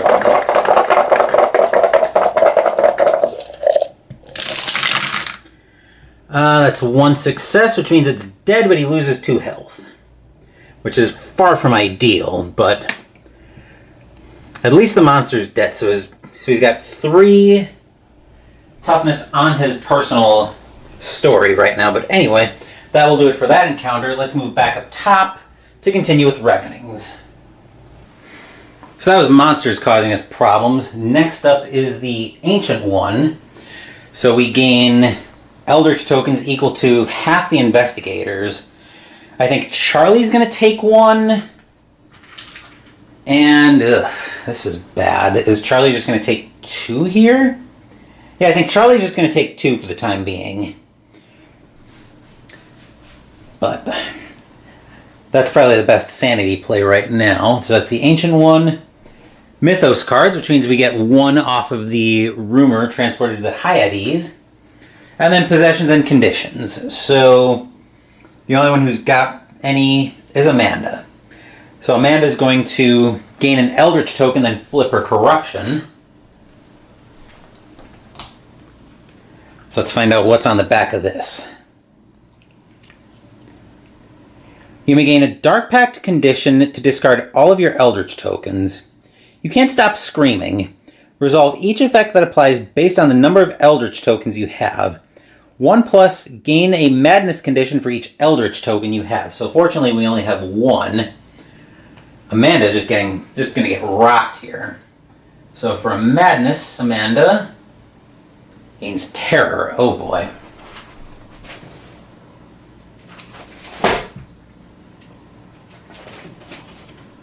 Terror. Here we go. Let's do that. When you perform a rest action, you cannot recover sanity. Roll 1 die. On a blessed success, discard this card. Reckoning, test will. If you fail, flip. Oh joy. Let's see if Amanda can get rid of her curse. She needs a blessed success to discard it. So we'll bring the dice tower up. We'll bring the dice tower here. We'll grab a blessed die because this is, like I said, this is a blessed success that she's going to need.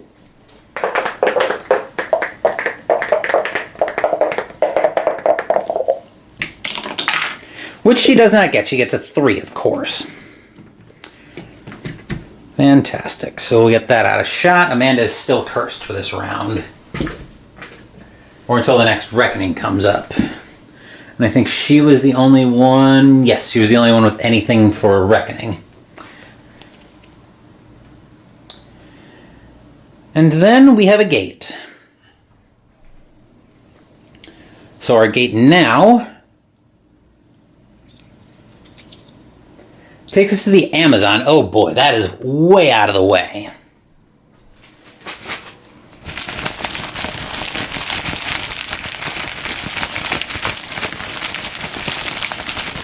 But anyway, it's being guarded by a ghast, so I don't think it's staying in the Amazon.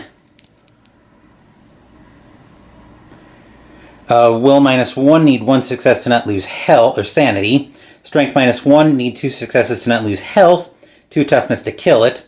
When this monster is spawned, an investigator on this space immediately encounters it. So there's actually nobody at the Amazon right now to encounter it immediately, but that will do it for that Mythos phase.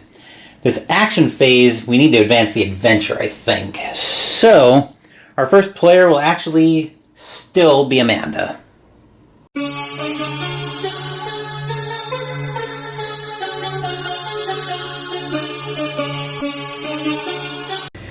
I actually spoke a little too soon. We actually never finished the Mythos card. So reckonings were all done, and now we spawn a gate. Oh no, we did spawn the gate. Never mind. We didn't finish reading the card, though. You insist that you cannot leave. You have left your things at your hotel, but the priest tells you that there is no time. You have to go now and never look back. Overabundance event. Each investigator discards all but one of the item possessions, then does the same thing for trinkets, allies, task assets, and spells. All but one. Okay, so item... we're clear there. Trinkets. I think we're early enough in the game that we're probably going to duck this as well. Ally assets. And spells. Yep. So we're early enough that we duck that. Anyway, I got a little bit ahead of myself there, so that wasn't too catastrophic. But anyway, our first investigator will be Amanda, and we'll move down to her. It's going to be by the scenic route, but Action 1, Amanda's going to take a ship ticket. And then Action 2, she's going to move up to Space 17. First ship to Space 20. And then second ship to Shanghai, where she'll meet briefly up with Rita, who's not going to stay. But the question is, what is Rita going to take? Actually, I don't think there's anything Rita can take. So, Rita will be our second player, though, as long as we're right here. Action 1 for Rita is going to be to get a... I want to get her moving, but I don't know where yet. So I'm just going to... For now, I'm just going to take a train ticket, because that gives me... That'll give me versatility when I come out of Rita's second action, which will be going up to the Himalayas. Because I want to make sure I put paid to that Migo before he gets away. But anyway, that will do it for Rita. Our third player now will be... I think our third player right now will end up being Charlie. Since I don't know what direction the next part of the adventure is going to send us in, we're just going to grab a ship ticket so Charlie has a little more mobility, and then he's going to roll and then he's going to try to acquire assets.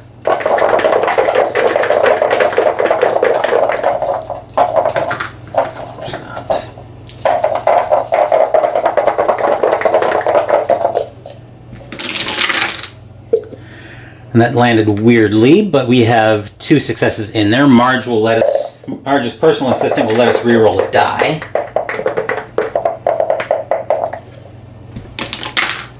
And that'll give us 2 successes. So moving down to the board.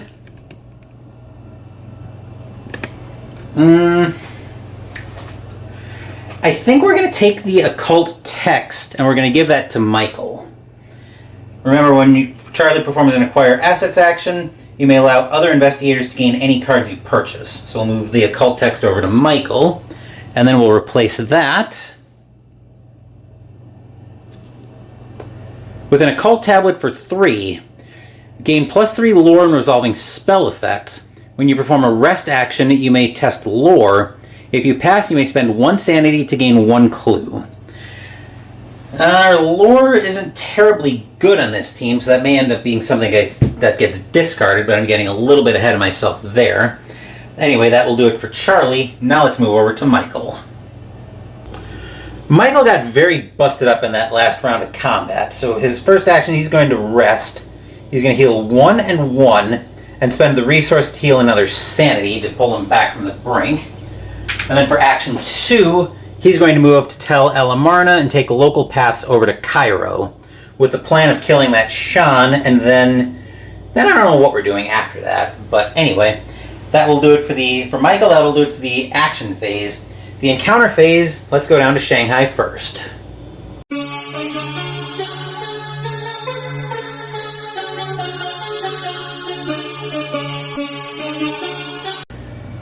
We have both Amanda and Rita in shot here, so we'll start off with Amanda, who's going to have an Asia encounter, or Shanghai encounter. A historian visiting from New England shows you a profane golden jewel. Just the sight of it disturbs you. Will -1. She's got a will of 3 -1 is 2, but she is cursed. So, just to show you the dice she'll be rolling, you can see here that the 6 is our elder sign. 5 doesn't have one, so that's what she's going to be rolling.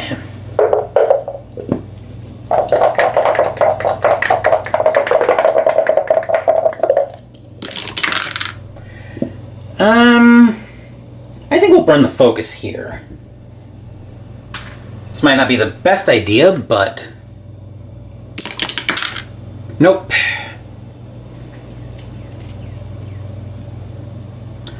If you fail, something about the jewel haunts you. Lose 1 sanity and gain a madness condition, which will be a second madness condition for poor Amanda.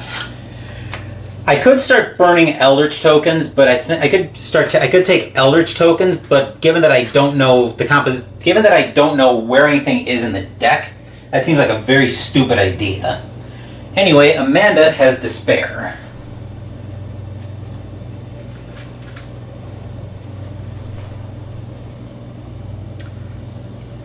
When you perform a rest action, you can't recover sanity, flip. On a reckoning, lose 1 sanity. So that could be a bit of a problem there, but anyway. Rita's now going to fight this Migo.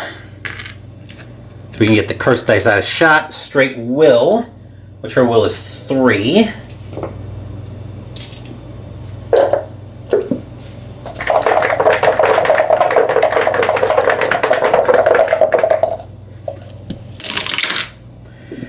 She will not take any sanity damage because we only needed the 1. Strength -2, she's 4, plus 2 for the Vampiric Talisman is 6, which actually gets canceled out. So 4 dice. And I do have to remember I still have the lucky cigarette case as well, so I can burn a focus if I need to, but I'd rather not if I can help it.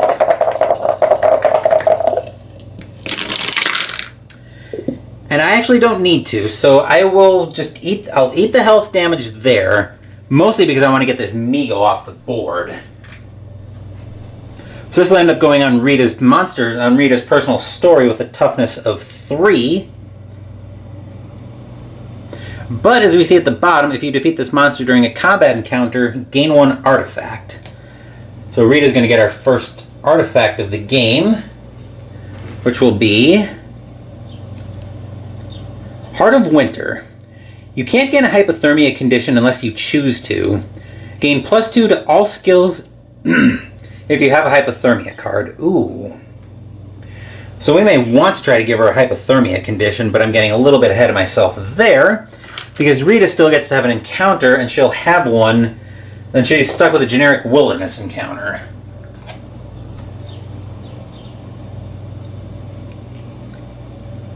The farmers do not like strangers, but you try to earn their trust. Influence. With a 1 influence, this promises to be a laugh of a test, but I do have foci, and I can add 1 to a result, so a 4 actually works here. A 1, I'll burn a focus. 3, I'll burn my other focus. Nope. Okay, so burning that second focus was really dumb, but what can I say? Alright, so here's the card. If you fail, the tales they tell you are nothing but lies that hinder your investigation. Impair observation. Rita wasn't that good at observation to begin with, so this isn't that terribly unwelcome. Anyway, there's the -1 going on Rita. Rather unfortunate, but once again, what are you going to do? Next up, we'll have Charlie, who's over in Juneau, Alaska. Like Rita, Charlie is also stuck with a generic encounter, but his is a city unlike Rita's, who is wilderness. A friendly game of cards ends with a very high-stakes hand, Influence. And I think we used Marge during his Acquire Assets action, so we don't have the reroll here, but we do have a focus.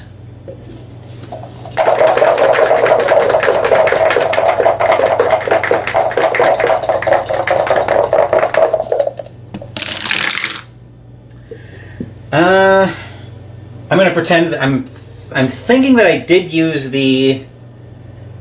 did I? No, I don't think I did actually, because I think I had the second success to use to give the Vampiric Talisman to Michael.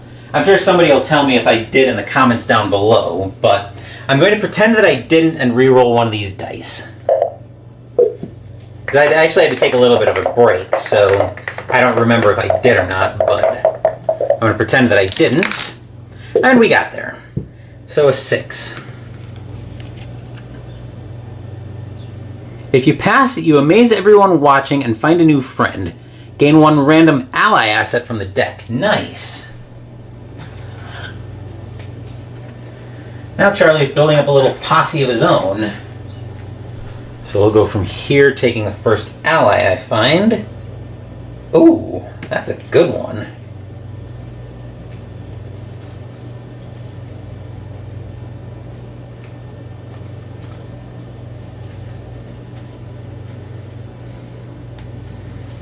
If a little bit of a waste, but we'll see that in a minute. Once I finish giving this a shuffle off camera.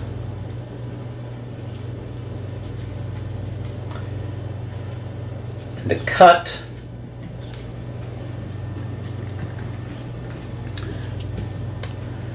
And we find a Lodge Disciple. Gain +1 lore and +1 influence, which won't stack with Marge. But what will stack is I may re-roll 1 die when resolving a lore or influence test. The voice was doing something funny there. But anyway, so that's another good ally there. That will do it for Charlie. Now let's move over to Michael, who's going to try to take out this Sean. Dice Tower's in shot, so that's a straight... That's will -1s, and can lose 2 sanity. So this won't take Michael out, but it will put him in peril. He actually gets +1 from the occult text, so he actually gets 3 dice. Actually gets his full 3. Never mind.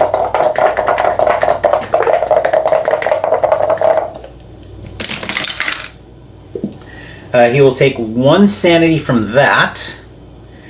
And then the Sean does have physical resistance, except the occult text says, oh yeah, no you don't. So that's a straight strength test. So we're rolling all his full complement of 8 dice. 2, 4, 5, 6, 7, 8.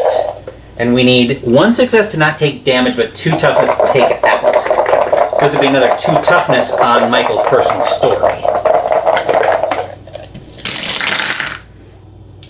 Which that looks like another 2 toughness for Michael's personal story. Out, and we also have to advance Doom by 1 because Michael did lose his sanity. And he doesn't have a clue to spend, so we're down to 10 Doom. But anyway, we do take out the Shan, so he'll stop gobbling up clues. And we'll be at a toughness of 5. So now we have a decision to make. We're at 3 gates on the board right now. Amanda's personal story isn't dangerously close yet. So do we go for the gate now and try to keep it under control, or do we work on this adventure? Well, I think we're actually going to go for the gate. I'm going to try to get that under control. But anyway, so we'll flip that over. I'll try to block that off as best I can. Lost Carcosa. You find yourself lost in a tower with stairs going all directions. The walls, the ceiling, and the floor all look alike to you. You try to make sense of the strange labyrinth and find your way to the top of the tower. Lore. His lore is 2, so that's actually pretty rubbish. Well, not completely rubbish, but most of the way there.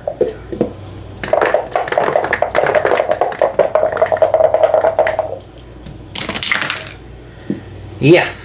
Calling me unsurprised, so we go to the fail.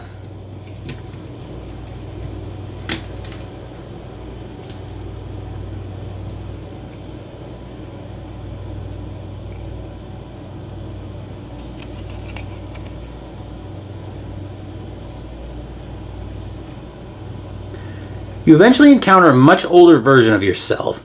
You ask this other you for help, influence. His influence is actually decent at 3. We'll use different dice here.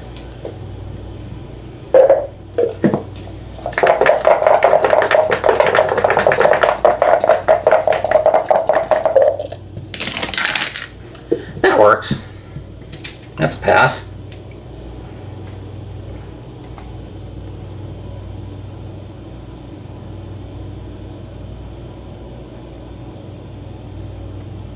If you pass, the other you shows you the path. Close this gate. So that gets Cairo off the board and keeps Amanda out of danger. But anyway, getting a little bit ahead of myself there. That will do it for the encounter phase. Now let's move back up top for the Mythos phase.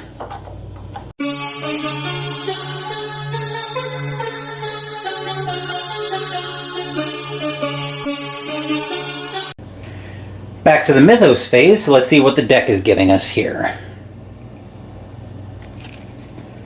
Our other rumor, oh joy. We get clues first, though.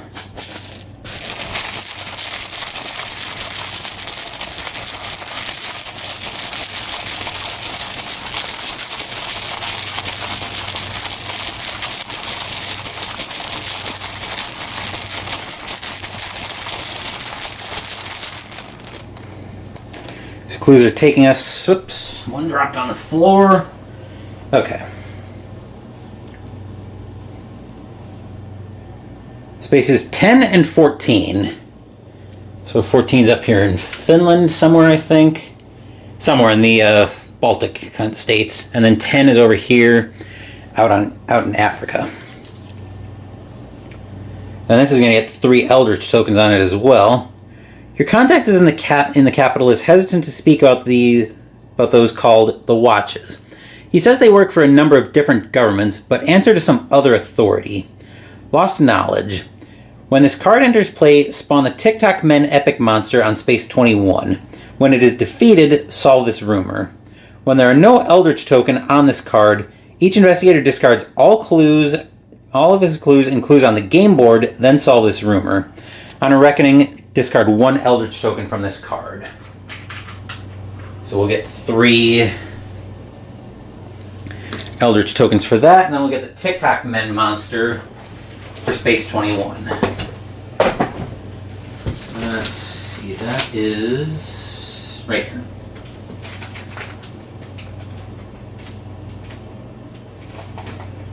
Come on. There we go. Got it out. Okay. So there's the TikTok men. On the back, no will test.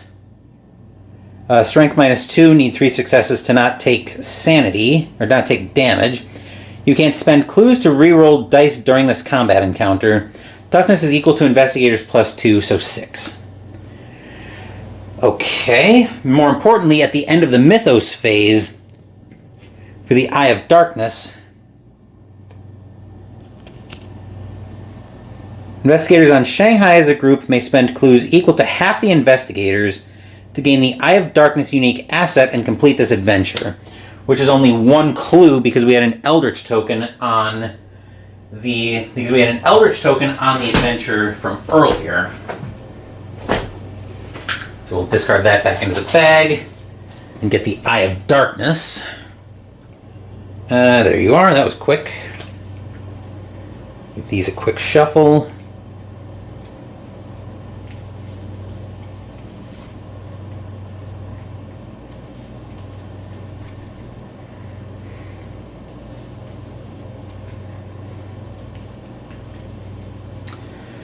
Okay, so we'll shuffle that up. And then Amanda's going to get this item. The Eye of Darkness. When you gain or spend an Eldritch token to reroll a die, you may reroll 1 other die. You gain or spend an Eldritch token, okay. But more importantly, we do get to Grey Dragon Island adventure, which this is right here. Alright. To Grey Dragon Island, Order of the Bloated Woman 2. Jack leaves you with a gift and the information that Sir Aubrey has joined forces with the Order, working to further their causes from his workshop on Grey Dragon Island. When this card enters play, for each clue on a space adjacent to Shanghai, move that clue to Shanghai. After you resolve a research encounter, you may spend any number of clues gained from that encounter to place those clues on this card. When there are clues on this card equal to or greater than half the investigators, solve this adventure. Complete this adventure. When this adventure is completed, draw the Bloated Woman adventure. Say that 5 times fast. Okay, so we have no clues adjacent to Shanghai right now, and we just spawned clues. So, question is, are we going to be able to land on this mystery quickly? And the answer is probably no. We've got several things we need to worry about here, though, but I'm getting a little bit ahead of myself there on that. We just need to get 2 clues onto the mystery. I can probably arrange. I can probably get Michael to 1 next turn, but I don't want to let that Honored Dead curse another investigator. So, actually, I wonder if Rita could probably get to it. Actually, if I want to get, Rita could probably get to that Honored Dead. Let me think about this for a minute.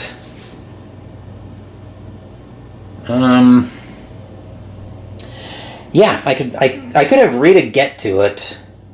Michael's actually a little dinged up, so having him rest would not be a terrible idea at all. Once per round. So actually, Cairo, that was closed. Rita will spend a clue now that I'm actually paying attention. Rita will spend a clue to put a clue on the Dimensional Study. So we'll just grab, I think it was that clue, but that's close enough. So we'll take that clue out. Yeah, I think Uncharted Path, ship. I wish I would have needed a second ship ticket, which I can't get from the Himalayas for obvious reasons. So ship. No, I can't get Rita to a clue, but I can get her to the Honored Dead, which I don't think has any kind of resistance. Does it? No. I definitely don't want it causing any more problems, though. I think I have Michael slingshot and go try to get clues. But, so yeah, I think our first investigator will be, we'll actually make it Michael, since I'm looking at what he's going to do.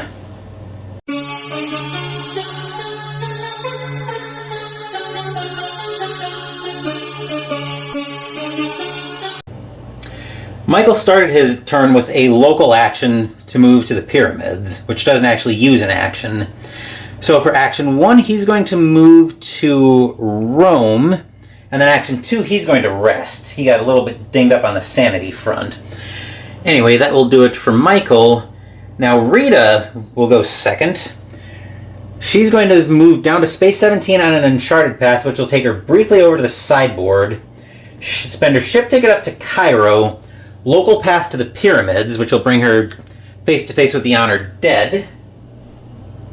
And then for action 2, she's going to take a focus.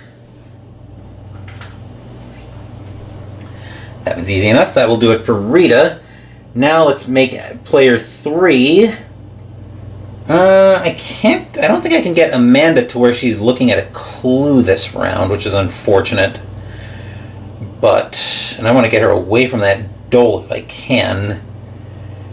So, yeah, I think we will have Amanda. Well, I need to keep in mind that Shanghai is probably going to be where we're fighting the bloated woman when that mystery comes out, hopefully in a couple turns. But right now, I just want to make sure Amanda gets away from...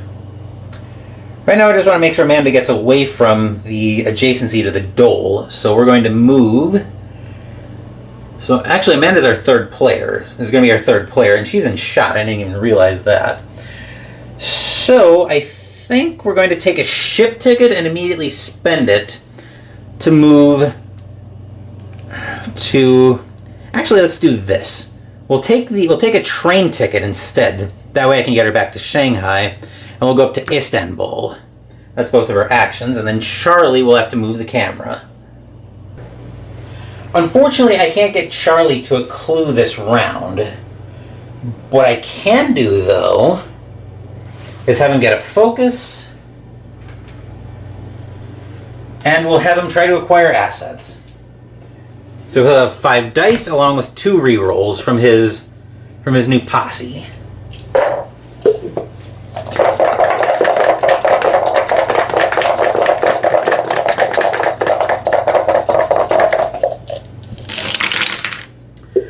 That's 2 successes, which I won't bother moving down to the reserve because that'll be perfect to give him a sledgehammer so he can actually somewhat defend himself. But anyway, now we need a new asset for the reserve, so Charlie finds... Seek the truth for 1.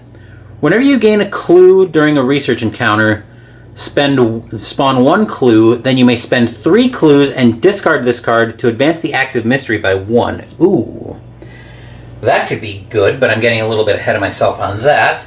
That will do it for the action phase.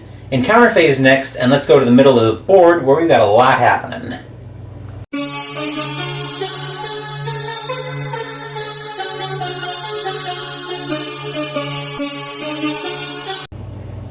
We'll be able to get Michael, Rita, and Amanda all in shot. Michael's going to start off with a research encounter for that clue on Rome.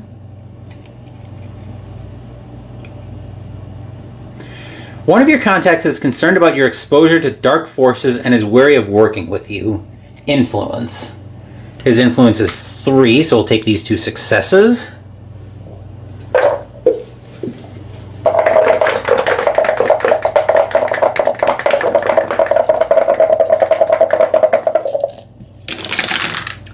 And we'll get a success out of that. If you pass, she acquiesces and teaches you to better protect yourself. Gain this clue and you may discard 1 Eldritch token, so we'll put that straight on the adventure, and he didn't have an Eldritch token to discard. So that's well done, Michael. Now Rita's going to try to take out this honored dead. So we have a straight will test, which her will right now is 3.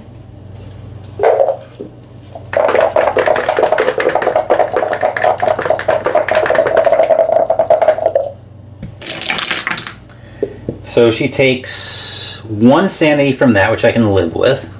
And then strength -1, 4, 6 -1 is 5. And she's got a focus for a reroll, and I can add 1 to the result of a die. So 5 dice in there, perfect. So basically a 5 and a 4 kills this thing. Actually, two 5s and a 4 would kill this.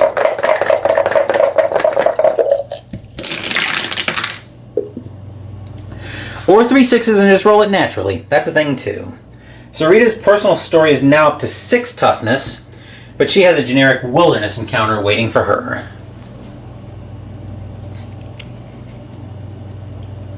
You scrape away years of moss and lichen from the stone altar, uncovering a series of prehistoric symbols. You think you can interpret the carvings. Lore. Oh, that's going to be a laugh. Well, this might not be a laugh, actually. Rita's actually pretty underrated in the lore department with a lore of 3. And I still have her lucky cigarette case because I rolled the 3 6s naturally. We do get a success out of that.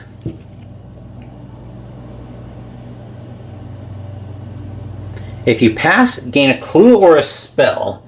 She will take a clue, but I can't put it on the mystery because I didn't get it during a research encounter. We'll get an Istanbul encounter for Amanda and a generic encounter for Charlie, but I'm getting a little bit off track. We need the clue for Rita. That will work. And Amanda is in Istanbul, so she'll have an Istanbul encounter.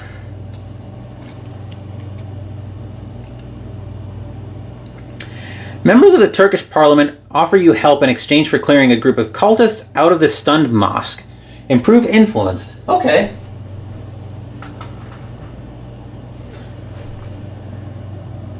There's our +1 influence. But wait, there's more. Inside, you interrupt a ritual and must resist the effect of its magical energies, will. And remember, she's cursed.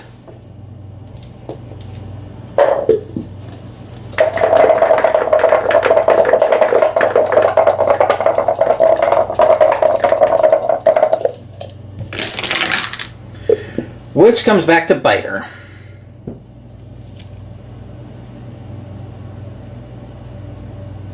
If you fail, lose 2 health as your skin writhes across your body. Ouch. So Amanda goes down to 4 health. And that will do it for Amanda, and we'll move back up to Charlie, who is apparently enjoying Alaska. Alright, Charlie is having another generic city encounter. A secret society is made up of the city's wealthiest elites. Contacts you with an invitation. They would like to initiate you into their inner circle. You may gain a dark pact condition to gain a promise of power condition. We're going to need dark pacts as it is when we start getting corruption flying around, so no thank you.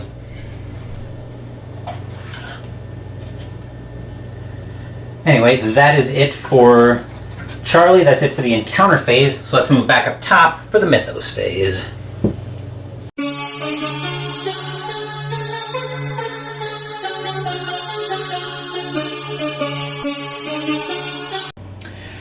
Mythos card time. We find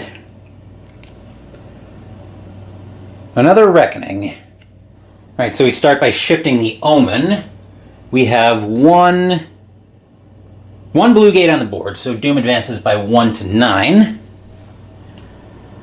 Then we go through Reckoning. So monsters, I think the only monster with a Reckoning is the Dole, who moves toward the nearest investigator, which is probably back to being Charlie. 1, 2, 3, 4, 5. From Sydney, 1, 2. No, it's actually Amanda. Alright, so that's done. Monsters, Ancient One, Nyarlathotep.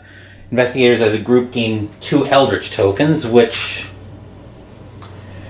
I think I can't have Amanda take any because she's already going to be taking 1 from her corruption, so I'll give 1 to Rita, and I'll have Charlie take another 1. So that's Monsters, Ancient One.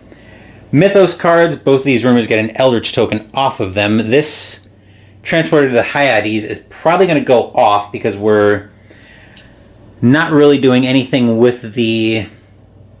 we're not really doing anything with that. We're trying to rush the mystery. We're also about 500 miles away from getting to Antarctica right now.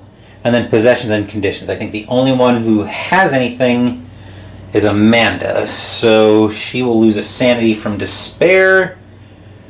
Let's roll for curse. Because once again, we need a blessed success to get rid of it, so I'll use a blue die. And she'll get rid of curse. Nice. So at least we're not using the red dice anymore. Let's see, we did that. Test will. So now we are back to using the normal dice.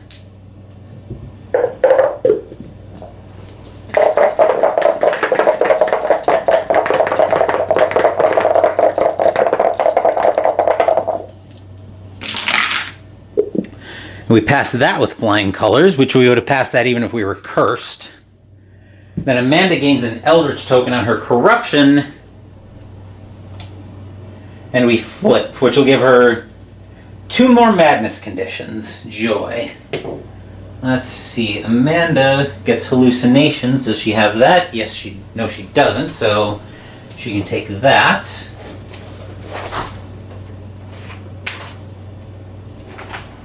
Let's see. Hallucinations, and I think the only madness condition left she can get probably amnesia? Let me look. Let's see. Nope, there's paranoia and hunger that she can still get. So never mind that. Despair she's got. Terror she has. Amnesia. So we'll take a look at both of these in one shot.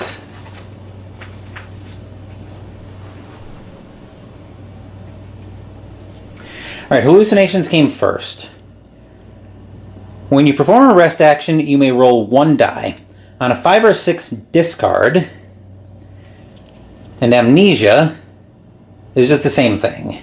And they both involve testing will. If you fail, flip. That's going to be fun.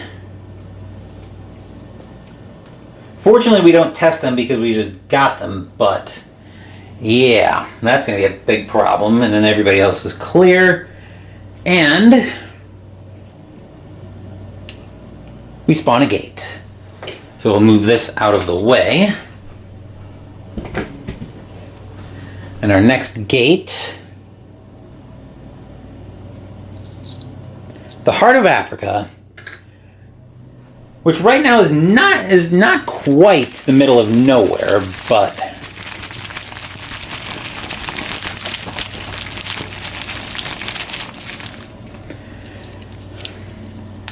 and we get a cultist, which, to refresh our memory on those, from Nyarlathotep's Ancient One sheet. Will -1, 0 successes to lose sanity. Straight strength, 1 toughness to kill it. Or you take 1 damage. 1 toughness to kill it. If you fail the will test, gain a corruption. And if you already have a corruption, gain an Eldritch token. So that goes on the Heart of Africa. And here it is.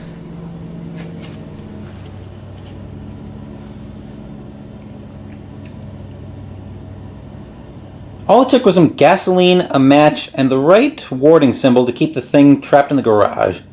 People watched the fire rage unchecked all night, and afterward, the grateful police found no reason to pursue the matter any further. Burn it all down. The lead investigator chooses 1 monster on any space. That monster loses 3 health. As tempting as it would be to take out the TikTok men, I think the better idea here is either to take out the Gug or weaken the Dole. Because the Dole is actually looking for Amanda right now. So I think the Gug isn't really doing anything over there. He's just kind of sitting there out of the way.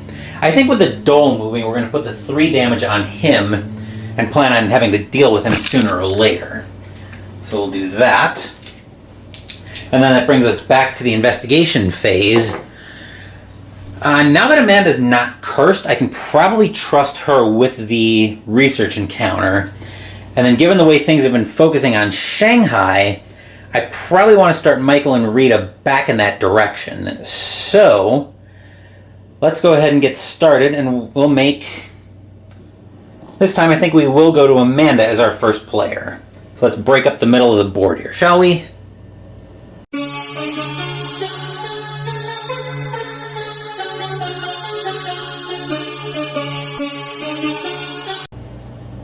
Before we start with the turn, I don't know if you guys noticed, but there was a gate flipped over on top of the gate stack, so I just decided to give the gate stack a quick shuffle. Anyway, Amanda's turn is going to be train ticket and move up to space 14.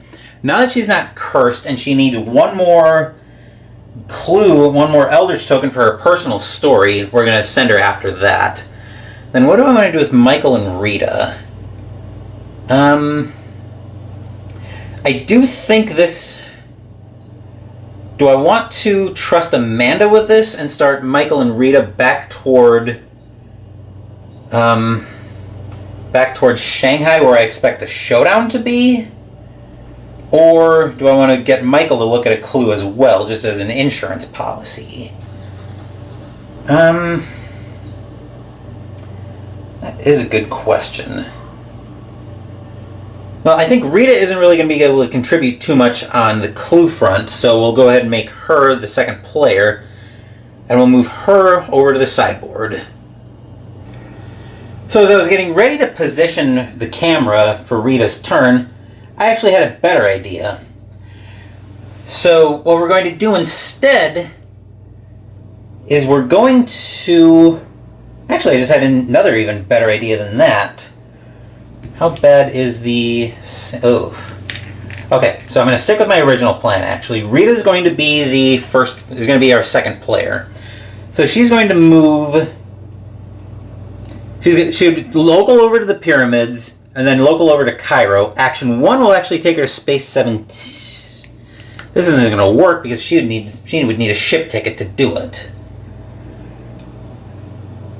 And all that would do is put her unnecessarily in harm's way. Because I was thinking about trying to get her down to deal with the Dole, but no, this won't work. Because she doesn't. The problem is she doesn't have a ship ticket, which is what she would need to get down there. But what I can do, and I definitely want to get her over to Shanghai sooner rather than later, I will still pyramid over to... Actually, no, I can get her over there. Never mind. So we'll local her over to Cairo. I took her off shot, but she's going to be coming back in a minute. Action 1, she'll take a ship ticket. I forgot I can get them in Cairo.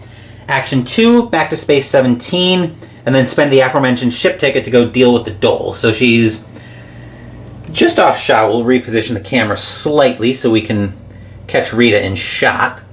Anyway, that will do it for Rita. Our third investigator will be... Do I want it to be Michael or Charlie? Let's see. What is Michael even doing? Yeah, we'll make it Michael. So we'll move back over toward Rome. We'll just reposition the camera slightly. Action 1, he'll take a focus. And then action 2, I think we work him over. I think we will take him over to Cairo as well. So he'll move to the pyramids and then local path over to Cairo. This way I can get him... I should be able to get him to Shanghai, maybe via a roundabout route, but I'm getting a little bit ahead of myself there. That will do it for Michael. Now let's move over to Charlie as our last player this round.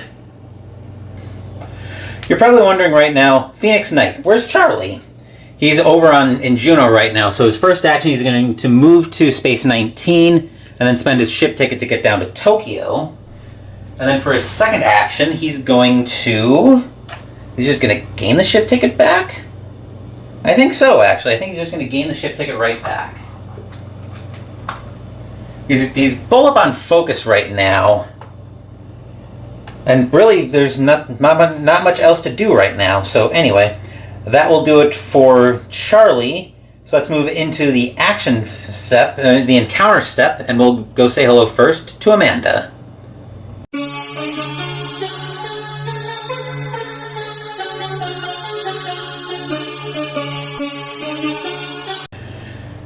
If Amanda clears this research encounter, she clears the mystery and completes her personal story. So let's have this, Amanda.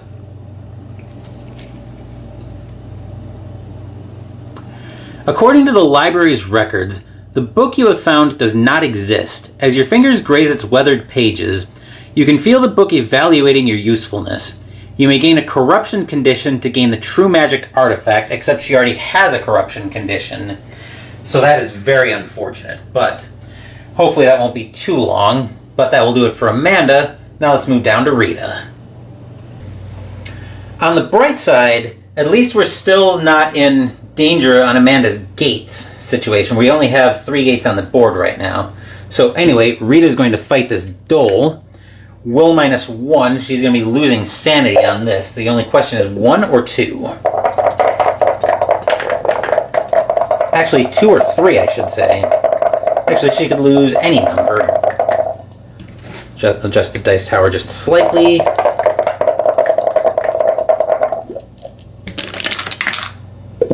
She's going to lose 2 sanity from that, so she's not completely in peril. Then strength -2, which cancels out the Vampiric Talisman, so she just gets her base of 4. We need 3 successes to not take damage, but only 2 to kill it. That'll be a 5, and that'll complete Rita's personal story.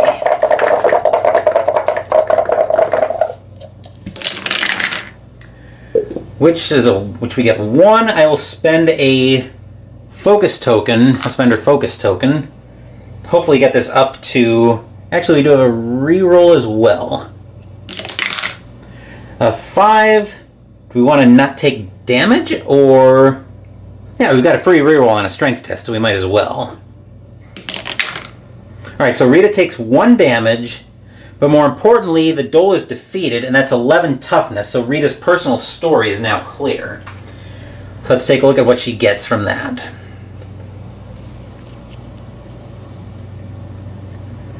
When you gain this card, improve observation and will. Nice. So that observation token comes off, and Rita gets a +1 will. And then once per round, when you gain a talent condition, improve 1 skill of your choice. Nice. So Rita's will is up to a 4 now. And then we have a generic city encounter for Rita. So we find...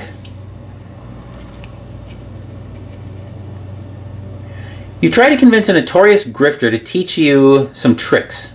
Influence. This is going to be a laugh. We'll actually take one of these 5s.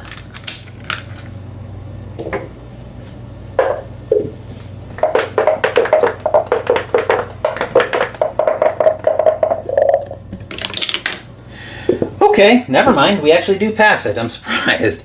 They must have been really terrible grifters. If you pass, he takes a liking to you and shows you how to deceive and avoid being deceived. Improve observation. Nice. So we go from a -1. So in 1 turn, we go from a -1 observation to a +1 on observation, which I will welcome that gladly. Anyway, that will do it for Rita. I'm going to do this slightly out of order. I'm going to do these encounters slightly out of order, because Charlie is... Nothing Michael does is going to affect Charlie anyway. So Charlie's going to... So pretend that Charlie is going last here. I'm only doing this slightly out of order for ease of the shot. Tokyo. An old sailor struggles to remember a chant he once used to drive off a Chthonian in 1923. As he mumbles, you try to identify the phrases. Lore -2. So that's a 1. That'll be a 1, but we have a reroll. We actually have a bunch of rerolls.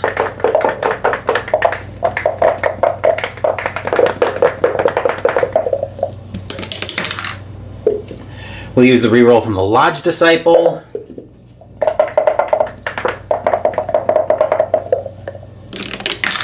And get there with it. Nice. My focus is spent. Here we go. Okay. If you pass, you recognize the Vachivaraj incantation. 1 monster of your choice on any space loses 2 health. It's going to be a while since until we get to the TikTok men, so I think we'll just put the 2 damage on. Again, that Gug is still out of the way. The gas will get taken out. And actually, we could get Rita down to the expedition encounter next turn, which might not be a terrible thing. So we'll put that on. We'll put that on the TikTok men. We could probably use Charlie to chip them down in Tokyo, but anyway. That will do it for Charlie. Now let's move up to Michael. Again, I did the shots slightly out of order because I did the encounter phase slightly out of order just because of how I had the shots lined up. Michael's actually going to try for the museum heist. So that's an influence test. He's got an influence of 3.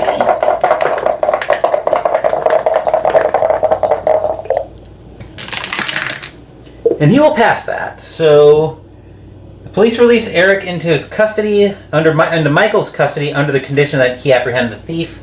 Complete the adventure. So we get the Eric Weiss unique asset, and then we'll draw a new adventure. Then we'll draw a new Museum Heist 2 adventure. Here we go.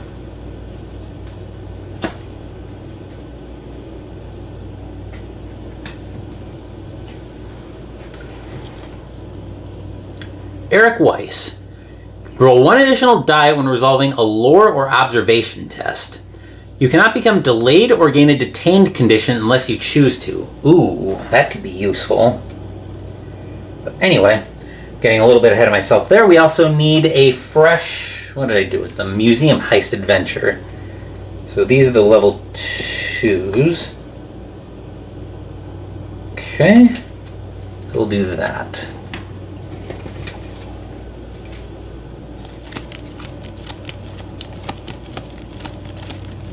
Okay, we'll take that as our Museum Heist adventure.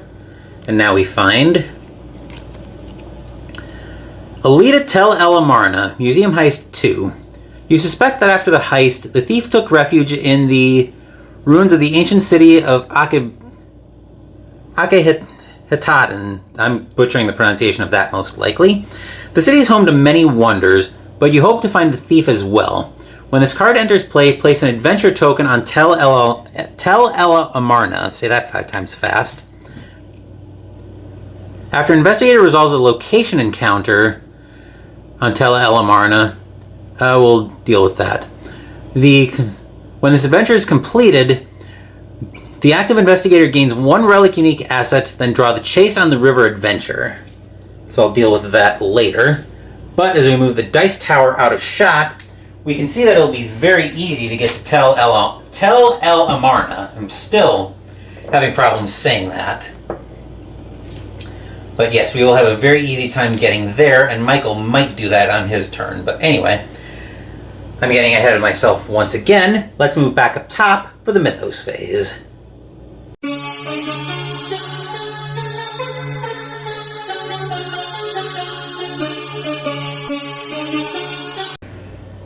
Mythos card, please. Oh boy. Okay, so move the Omen. Doom advances by...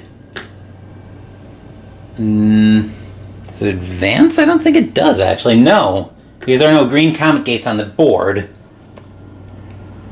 Reckoning. Oh joy. Okay, the only monster that had a Reckoning was the Dole, but Rita killed him. Ancient One, 2 more Eldritch tokens going out. I think Michael will have to take one here. I've been trying to protect his sanity as much as I could. And Rita will take another one as well. Monsters, Ancient One, Mythos cards. Oh boy, so this one goes off. So transported to the Hyades. Each investigator loses 2 and... Oh geez. 2 and 2... So let's deal with the 2 and 2 first. So Michael's down to 1 health. Rita's actually just been defeated. She's actually been driven insane. So that goes away. That comes back with 1 clue on it. So Doom advances by 1. And now Rita is out of the Summer of Lovecraft.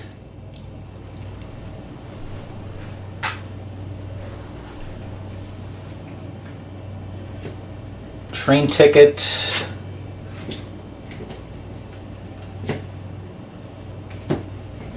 All those go back.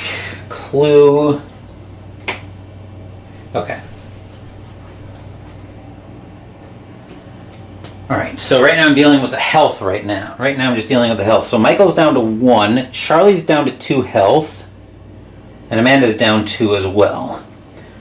That didn't take long to get somebody fully eliminated. So everybody who survives impairs 1 skill of their choice. Amanda will impair influence.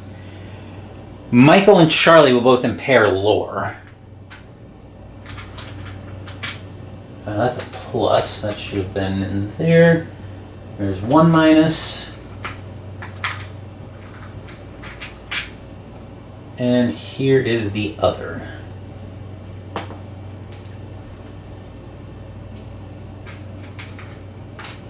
Nope, that should have been there. Okay.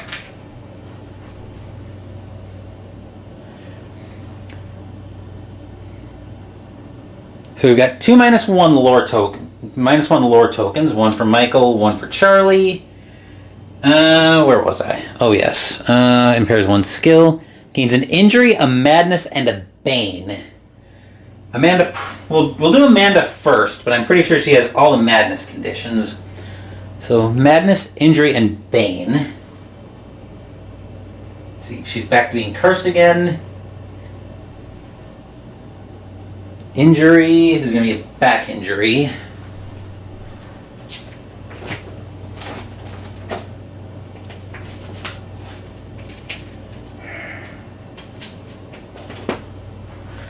I should go grab a pen, but I can deal with that later. Madness, actually, I need a madness condition yet. Despair she's got. Hallucinations, despair. Amnesia, oh, she's going to be busy during the despair. Hunger. She is going to be so busy during the Mythos Phase. Or during the once we get to Reckoning. So once again she's cursed, which is going to cause her to succeed only on 6s, which is bad going into a boatload of tests. These 2 she won't have to test. She gets a back injury. When she performs a rest action, she rolls a die on a 5 or 6 discard. On a Reckoning, test strength. If you fail, flip. But again, she's not going to be testing for that right now. Hunger. When you perform a rest action, you cannot recover sanity. Roll a die. On a blessed success, discard this card. And on a Reckoning, test will. If you fail, flip. Alright, so next we'll do Michael, who's going to get all 3. Madness, so what is it? Okay, this also gets a token off of it. Injury, madness, and bane. Alright, so Michael gets corruption, leg injury, and amnesia. Yep. Corruption, leg injury, and amnesia. And of these 3, the only one we haven't taken a look at is leg injury. When you perform a rest action, you may roll 1 die. On a 5 or 6 discard. On a Reckoning, test strength. If you fail, flip. So none of these are going to be rolled for. And Charlie is also going to get a corruption, internal injury, and despair. So corruption, despair, and internal injury. Alright, the only one we'll look at here is the internal injury. When you perform a rest action, you may roll 1 die on a 5 or 6 discard, and on a Reckoning, test strength. If you fail, flip. Okay, so none of those are going to be rolled for here. That was bad. And then that gets solved. Well, ish. No, solved-ish. Rita's in a city, so we'll put a brain on her.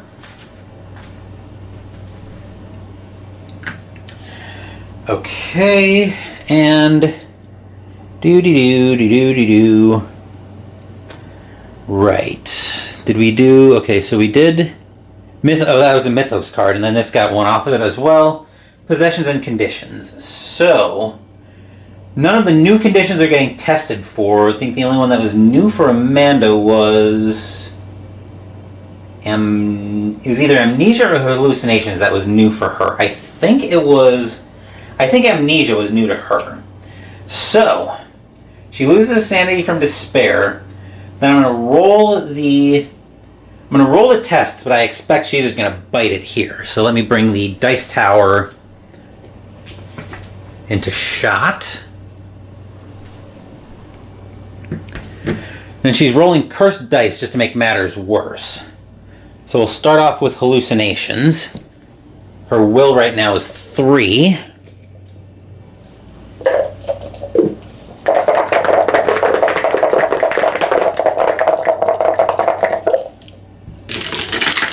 Oh, I am rolling blessed dice. I should be rolling cursed dice.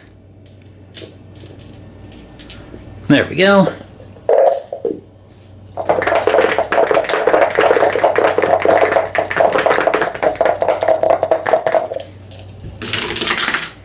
Okay, she fails hallucinations, so that flips.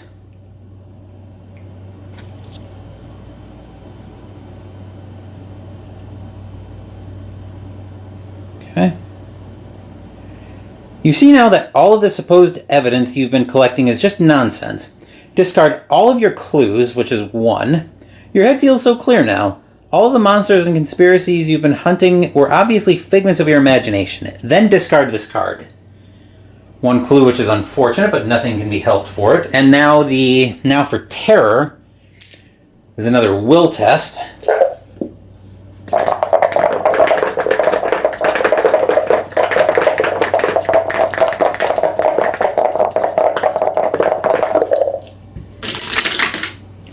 Which she also fails that, so we'll flip terror and see what happens.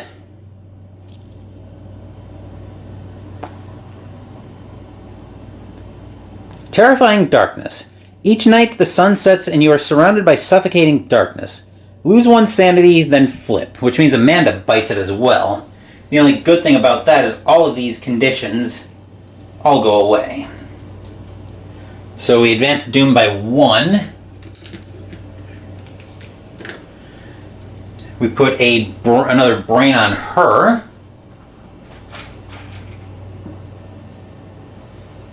Oh, right. Grab the brain for Amanda. So we're down to 7 Doom. I gotta finish getting stuff off the board here. Task. I have darkness. Decide for Amanda.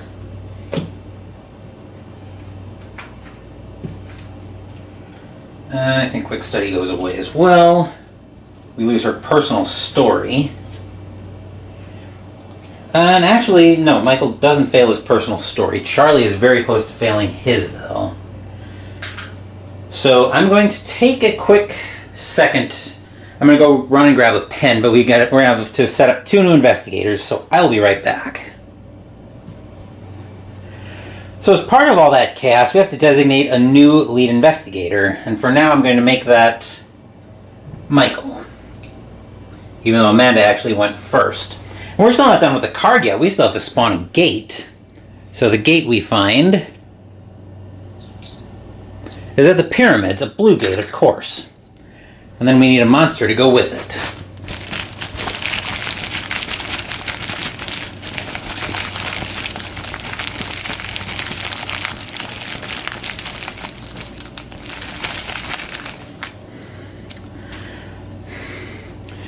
We find a Chthonian. Oh, fantastic. With spawn instructions, which we'll find out when we move over to the other side. Alright, so will -1, 2 successes to not lose sanity. Strength -2, 3 successes to not lose health. 4 toughness to kill it. And when this monster is spawned, move it to the heart of Africa. Alright, so that's all done, and we come to the other card.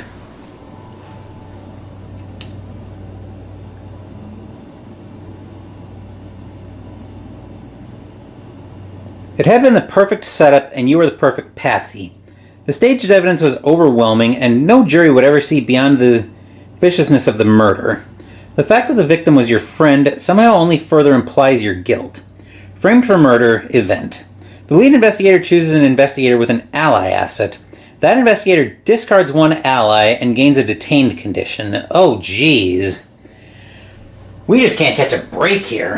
Michael is going to choose Charlie, and unfortunately Marge is going to bite the bullet on this one. So he's going to discard one ally and gain a detained condition.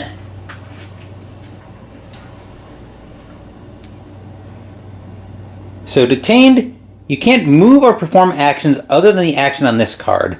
Instead of resolving an encounter, flip. Local action, test influence. If you pass, discard this card. So Charlie got himself detained in Tokyo, which is rather unfortunate, but with the end of the Mythos Phase, we need 2 new investigators into the Summer of Lovecraft. Now, the problem with running... Get in there. The problem with running a campaign like this is if this was just an exhibition an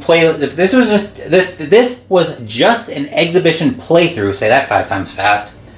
If this was just an exhibition playthrough of Eldritch Horror, that's a problem. If this was just an exhibition playthrough of Eldritch Horror, I could take any investigator that's in the game, but because I'm running the Summer of Lovecraft, which is a sequence of these 3 games, which is basically a sequence play of these 3 games, I have to take an investigator that's in all 3 games. So I've had to trim out the investigator stack a little bit. So we'll give this a shuffle. We see some very familiar faces in the stack.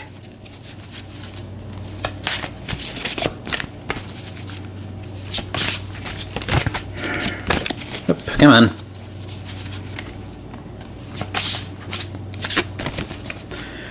And we'll give the stack a cut, and we'll take the 2 from the bottom. Alright, so we find Tony Morgan, the bounty hunter, and Wilson Richards, the handyman. I'll go ahead and set these 2 up off camera, then we'll meet them, then we'll jump into another action phase.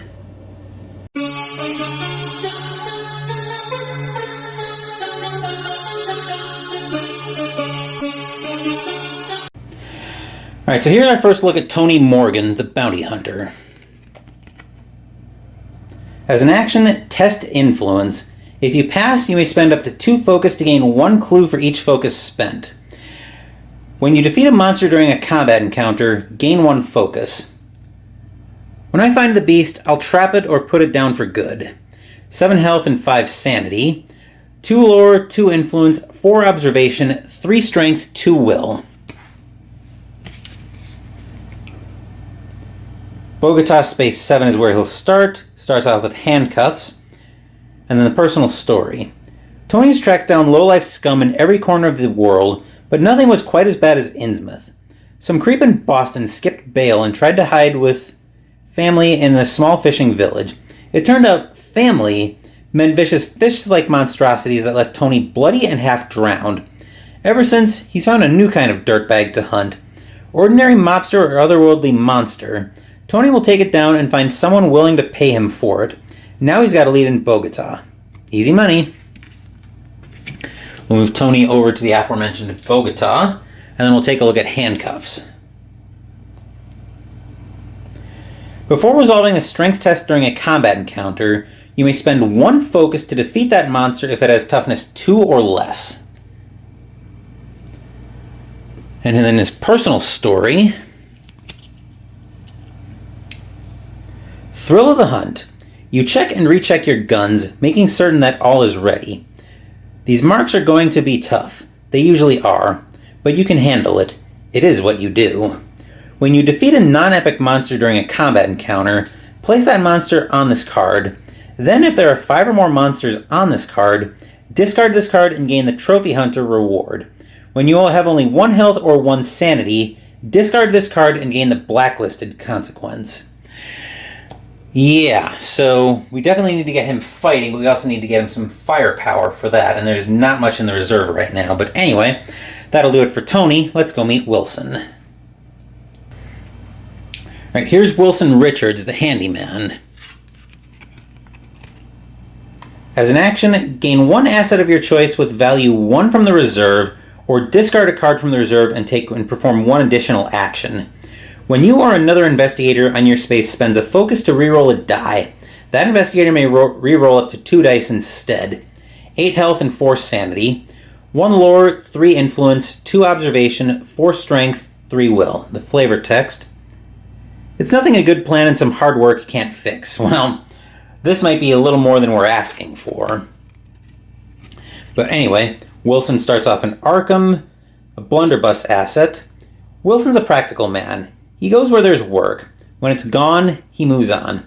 Wilson finds that offering an honest deal gets him treated honestly, but since he took a job rebuilding a church in Arkham, he's had a hard time being honest with himself. People are being torn from their homes at night. Things that used to hide in the deepest pits of the earth have crawled to the surface. He cannot unsee all the things he's seen, but he can get to work on fixing the problem. And then we'll take a look at the blunderbuss. When resolving a combat encounter, you may gain +2 strength.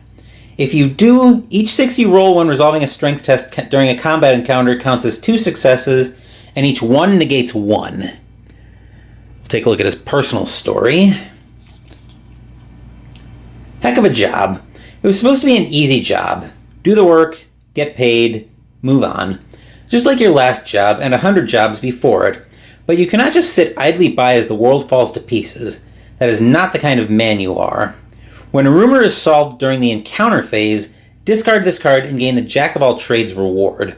When a rumor is solved during the Mythos phase, discard this card and gain the too little, too late consequence, and we are very close to getting that consequence. So anyway, now we're ready to move back into an action phase, and I think our first player this turn will be... we gotta move Wilson over to Arkham. Our first player here will be Tony, and we'll move over to the board.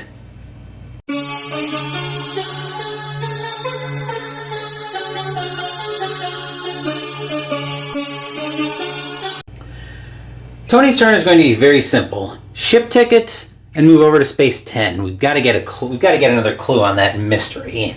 We also need to get some firepower, though. Anyway, that will do it for Charlie. Wilson is going to start working his way over toward Amanda. She's just off shot in... I can't find my laser pointer, but she's... Oh, here we go. She's actually just off shot here. London is as close as I can get right now. In fact, I will position the camera just slightly to capture where Amanda is. So Wilson's going to start working his way toward Amanda. He's going to get a train ticket, and then he's going to move to London. So we'll grab the train ticket out. For Wilson, he can grab that because he's got a couple of train paths over in Arkham. So there's Wilson's train ticket. That will do it for Wilson. Now we'll move over to the other side of the board and Charlie. Charlie heard about Rita's mental condition, and he regrets getting her involved in it. So he's going to travel down to space 20 and pay her a visit, where he's also going to grab a... what is he going to do? Is there much... I don't think there's much right now in the reserve right now. Maybe cycle it to get some firepower, which I think we'll do. I think we'll go ahead and acquire assets, since he's got 2 foci already and a reroll. So we'll get 5 dice.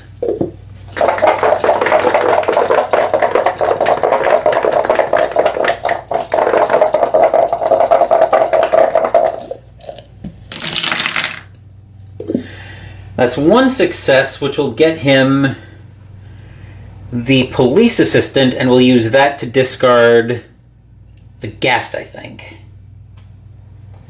And then we need a new asset for the reserve. We find Security Squad for 2. When you're resolving a combat encounter, you may resolve an influence test in place of the strength test using the same modifier. Ooh, that could be good for Charlie. But I'm slightly rambly. That'll do it for Charlie. Michael will be our last player this round. Michael is going to take local paths down to Tel Elamarna. I still cannot say that. And then he's in a very bad way, so he is definitely going to rest to at least get himself somewhat out of immediate danger, and then he's going to take a focus token for his second action. Anyway, that will do it for Michael. That will do it for the action phase. Now in the encounter phase, let's go pay a visit first, once I get these on, to Tony.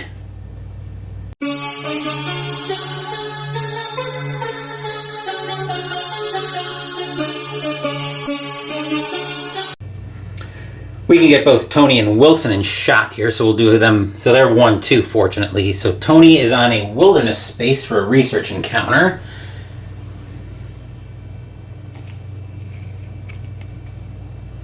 You try to find your way through a dense fog that seemingly appeared from nowhere. Observation. His observation is actually pretty good at 4.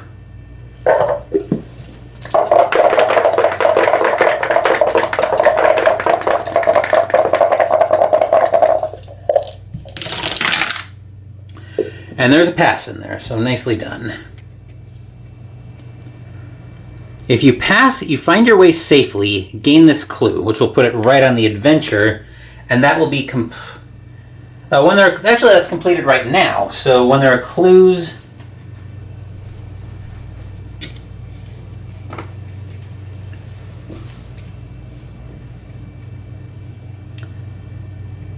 on this card equal to or greater than half the investigators, which was 2, complete this adventure. Then when this adventure is completed, draw the Bloated Woman adventure. Say that 5 times fast, but anyway. Let's take a look. Oh, that's the museum heist. This is what I want. We're looking for the Bloated Woman.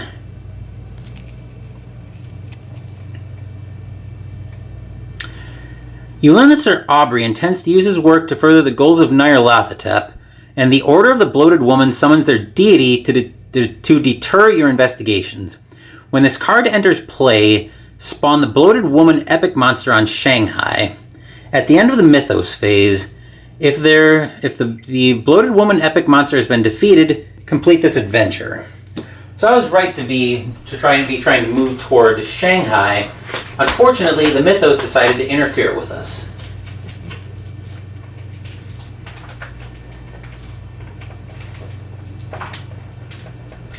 Come on. There we go. Alright. Bloated Woman is going to be going to Shanghai. Observation -1, need 2 successes to not lose sanity. Strength -1, need 2 successes to not lose health. If you lose sanity from the observation test, don't resolve the strength test.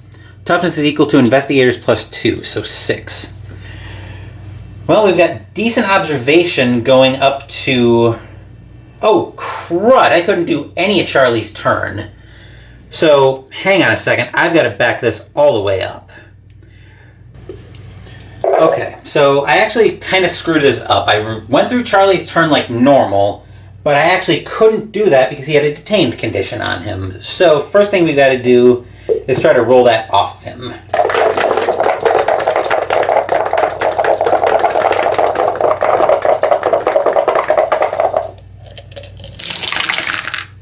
Okay, so the detained condition is clear, and then he'll settle. We'll adjust the cameras. Actually, we'll have to move it back just a touch, but he'll settle for moving to Rita. His second action, I believe, was getting a... Was it getting a train ticket or a... I think it was getting... Oh no, I think it was getting the ship ticket. Yes. I think it was getting the ship ticket, but somebody will probably correct me on that in the comments down below. But anyway, at least we got that somewhat straight now. So I had to do that a little bit out of order. We're in the middle of the encounter phase right now, and Tony just did his encounter, so that wouldn't change. Now we'll go back to Wilson. Wilson is in London, so let's see what his encounter is doing for him there. You trade stories of world travels and exotic cocktails with Harry Craddock, bartender at the American bar at the Savoy Hotel. He agrees to make some travel arrangements on your behalf. Spawn a clue.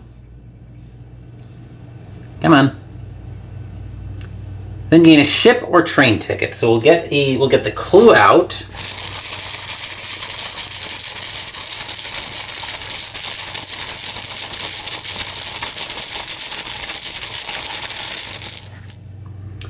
This will spawn at Space 2, which is over by San Francisco. And then we'll get a ship or a train ticket. I'll give him a ship ticket so I can keep his mobility up. But anyway, that will do it for Wilson. Now that I was a bit of a derp, let's go down to Charlie. Charlie is going to encounter Rita and try to get her stuff as she was defeated by Sanity. So we get to have an encounter on the back of Rita's card. Alright, so when you find Rita, she has shed all remnants of her former life. She seems possessed by a strange, otherworldly persona with vast arcane knowledge. Discard all of her possessions and retreat doomed by 1. The only thing I like about that is the retreating doomed by 1, because that loses us everything that Rita had. So that loses us the clue, the dimensional study with 1 clue on it, the lucky cigarette case, the Vampiric Talisman, and the Heart of Winter, but we couldn't get a hypothermia condition for the lifeless. Anyway, here's Rita's card. Her new identity challenges you to a series of competitions. Strength. For an old man, this should be a laugh, but he does have a strength of 3, so let's find out.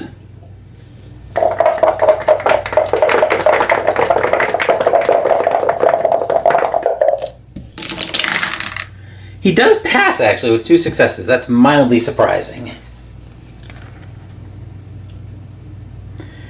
If you pass, she tutors you in certain arts before she disappears forever.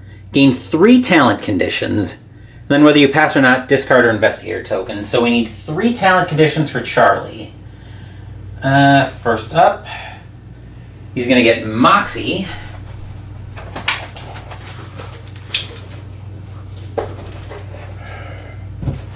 Eldritch Horror, good conditions. There's Moxie.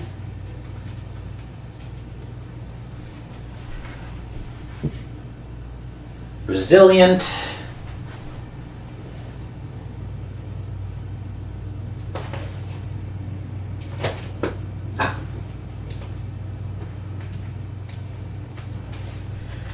And rugged. Which I know I'm probably supposed to shuffle this in and do it that way, but I'm just going to do it. I'm just going to take the one that Rita had earlier. So we saw rugged earlier. Take a look at resilient. Actually, resilient and Moxie are both very similar. Oh, no, they're not similar. Moxie, you may reroll 1 die when resolving a will test. Once per round, if you would lose 2 or more sanity, prevent 1 of that sanity loss, then flip. Resilient, once per round when you would lose health, you may test strength. If you pass, prevent the loss of up to 2 of that health, then flip.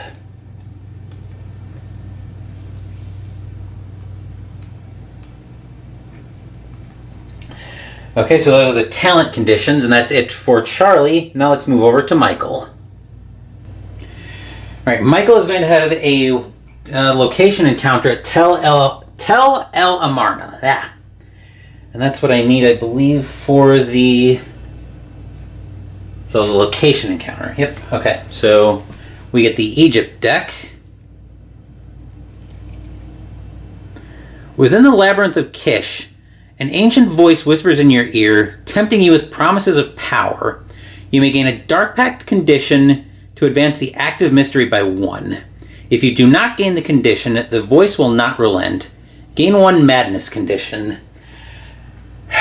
Putting 2 damage on the bloated woman, when we're probably going to have a hard time doing that, does not seem like a bad plan at all. So I am going to gain the Dark Pact condition. Normally, as any of my group will tell you, I do not like playing with Dark Pact conditions. And it's especially dangerous here when I know I'm probably going to need to take a Dark Pact at some point, especially if he picks up a Corruption, which he already has. But advancing the active mystery here is probably worthwhile. On a reckoning, roll 1 die. On a 1, it's time to fulfill your part of the bargain. Flip this card.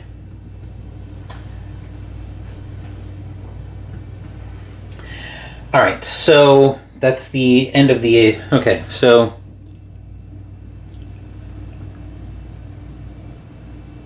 After an investigator resolves a location encounter on Tel El Amarna, the investigation leads to the discovery of the thief's hideout.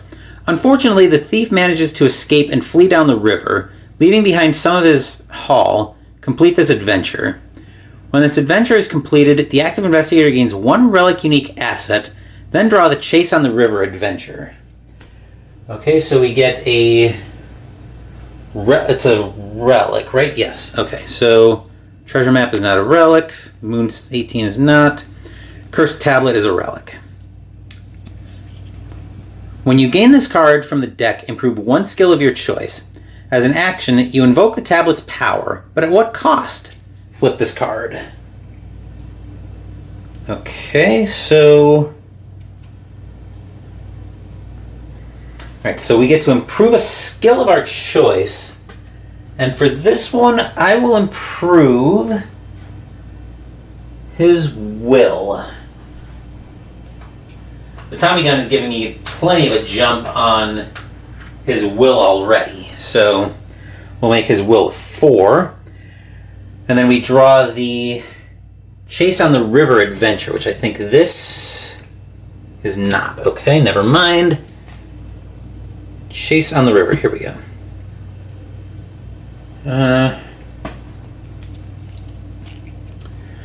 Alright. Chase on the River. The Nile River is the center of life and commerce in the Nile Valley and throughout all of Egypt. The thief is headed upriver, and you race to cut him off before he reaches the jungle. When this card enters play, place an adventure token on the Nile River. After an investigator resolves a location encounter on the Nile River, he may attempt to track the museum thief along the river valley. Observation -1. If he passes, he catches the thief and reclaims the stolen exhibits. Complete this adventure. And when this adventure is completed, the active investigator gains 1 artifact, then draw the Proof of Innocence adventure. We might need some help with that one, but anyway.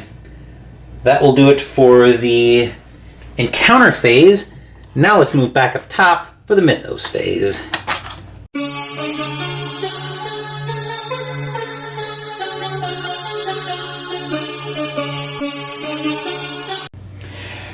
I did remember to advance the mystery by 1 with the 2 damage on the bloated woman, but anyway, the shuffling the Mythos deck at the start of the game was near the start of the game was very catastrophic. So yeah, I have a growing feeling that we're going into Arkham next week with Arkham 2nd Edition down 1 in the Summer of Lovecraft, but we'll play it out and see what happens. Okay, so we advance Doom. So we advance the Omen by 1, and we have... Do we have any Comet Gates on the board right now? I don't think we do, actually. Okay, no, we're fine there. Right? We are heading into some very dangerous stretches on the Omen, though, and everything else is moving the Omen now. Then we got a Monster Surge, except when we don't have a gate that matches, we spawn a gate instead. So we will find Buenos Aires, another blue gate. So we need to get some of these gates under control, and we need a monster.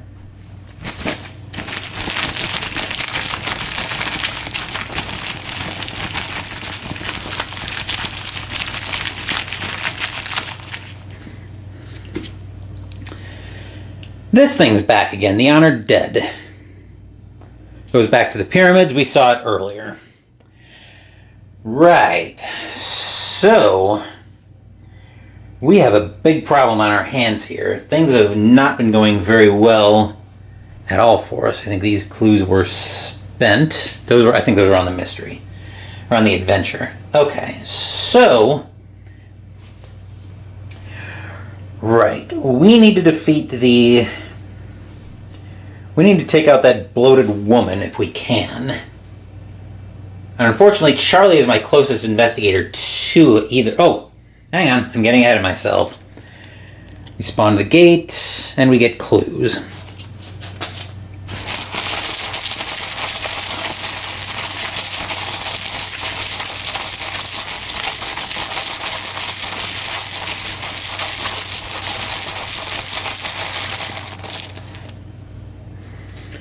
This one's on the sideboard and going to Alexandria. We got a second one because I can't remember that. And Istanbul. So Alexandria, Istanbul. Okay.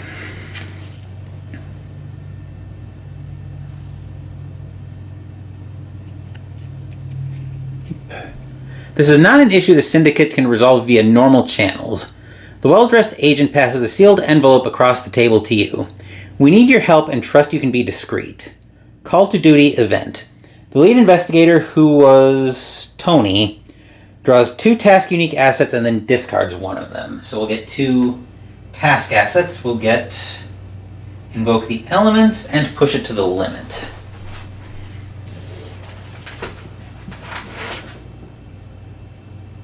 Here's Invoke the Elements and Push it to the limit.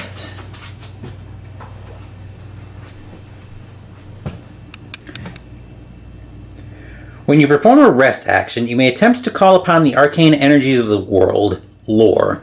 If you pass, place 1 Eldritch token on this card, then you may flip. Or, when you perform a rest action, you may push your body to its limit, strength. If you pass, place 1 Eldritch token on this card, then you may flip. His strength is higher, so I'm going to take push it to the limit. Okay, now going into a new action phase. So there's an argument to be made here. We might have to just send Charlie in, since he's the only one close enough. But I would like to get a little more... I'd like to get a little more firepower out there first. Michael might be tied up in this adventure. The question is it worth it, though, to have him keep doing the adventure? Because what is the Bloated Woman test? That's observation -1. Actually, it's strength -1 as well. And we have a reroll on a strength test. Well, we are into the action phase. We might just have to bite the bullet and send Charlie after the Bloated Woman, although he's only going to be rolling 3 dice. Still... well, that's also assuming I'm able to pass the will test, or the observation test to begin with. His observation is only 3.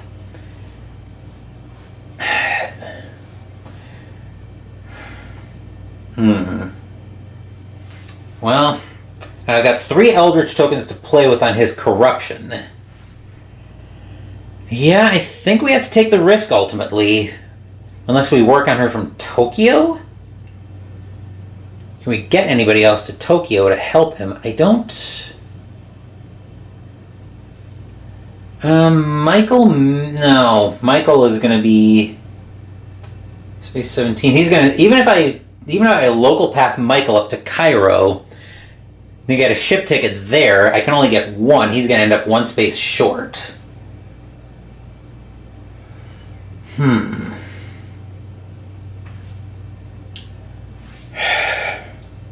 Let's see, Space 17 would move him over to the board, but I still have the same problem. Wait a second. Oh, Michael's observation is even worse. I'd have to take corruption like crazy, and I only have 3 sanity to spare. Yeah, 3 max sanity to spare on that. Well, this is a bit of a pickle. Unless I give no, that won't work either. I was going to try to find some way to give Charlie the rifle and the Tommy gun and send him up, but that's not going to work either. Well, this is a sticky wicket I find myself in. I think our best chance, though, is probably going to be to send Charlie to Antarctica to do the expedition encounter, so let's go ahead and move down to Charlie first. Hello, everyone. Phoenix Knight from the future here. I'm starting to get to about that 3-hour mark, so I'm going to go ahead and cut this video into a part 2. So, as you might be able to see, things are starting to slide downhill a little bit. We're finally starting to make some progress on the last adventure of the first mystery. But we had to replace Rita and Amanda, and things are still kind of a little bit out of control on the board. We'll see if I can turn it around in part 2 of Eldritch Horror versus Nyarlathotep. Thank you for watching the video. Please give the video a thumbs up and subscribe to the channel. Be sure to turn on notifications so you get my content. Be well, stay safe, take care of yourselves and your loved ones, and I'll be back with more videos in the future. Until then, take care, everyone.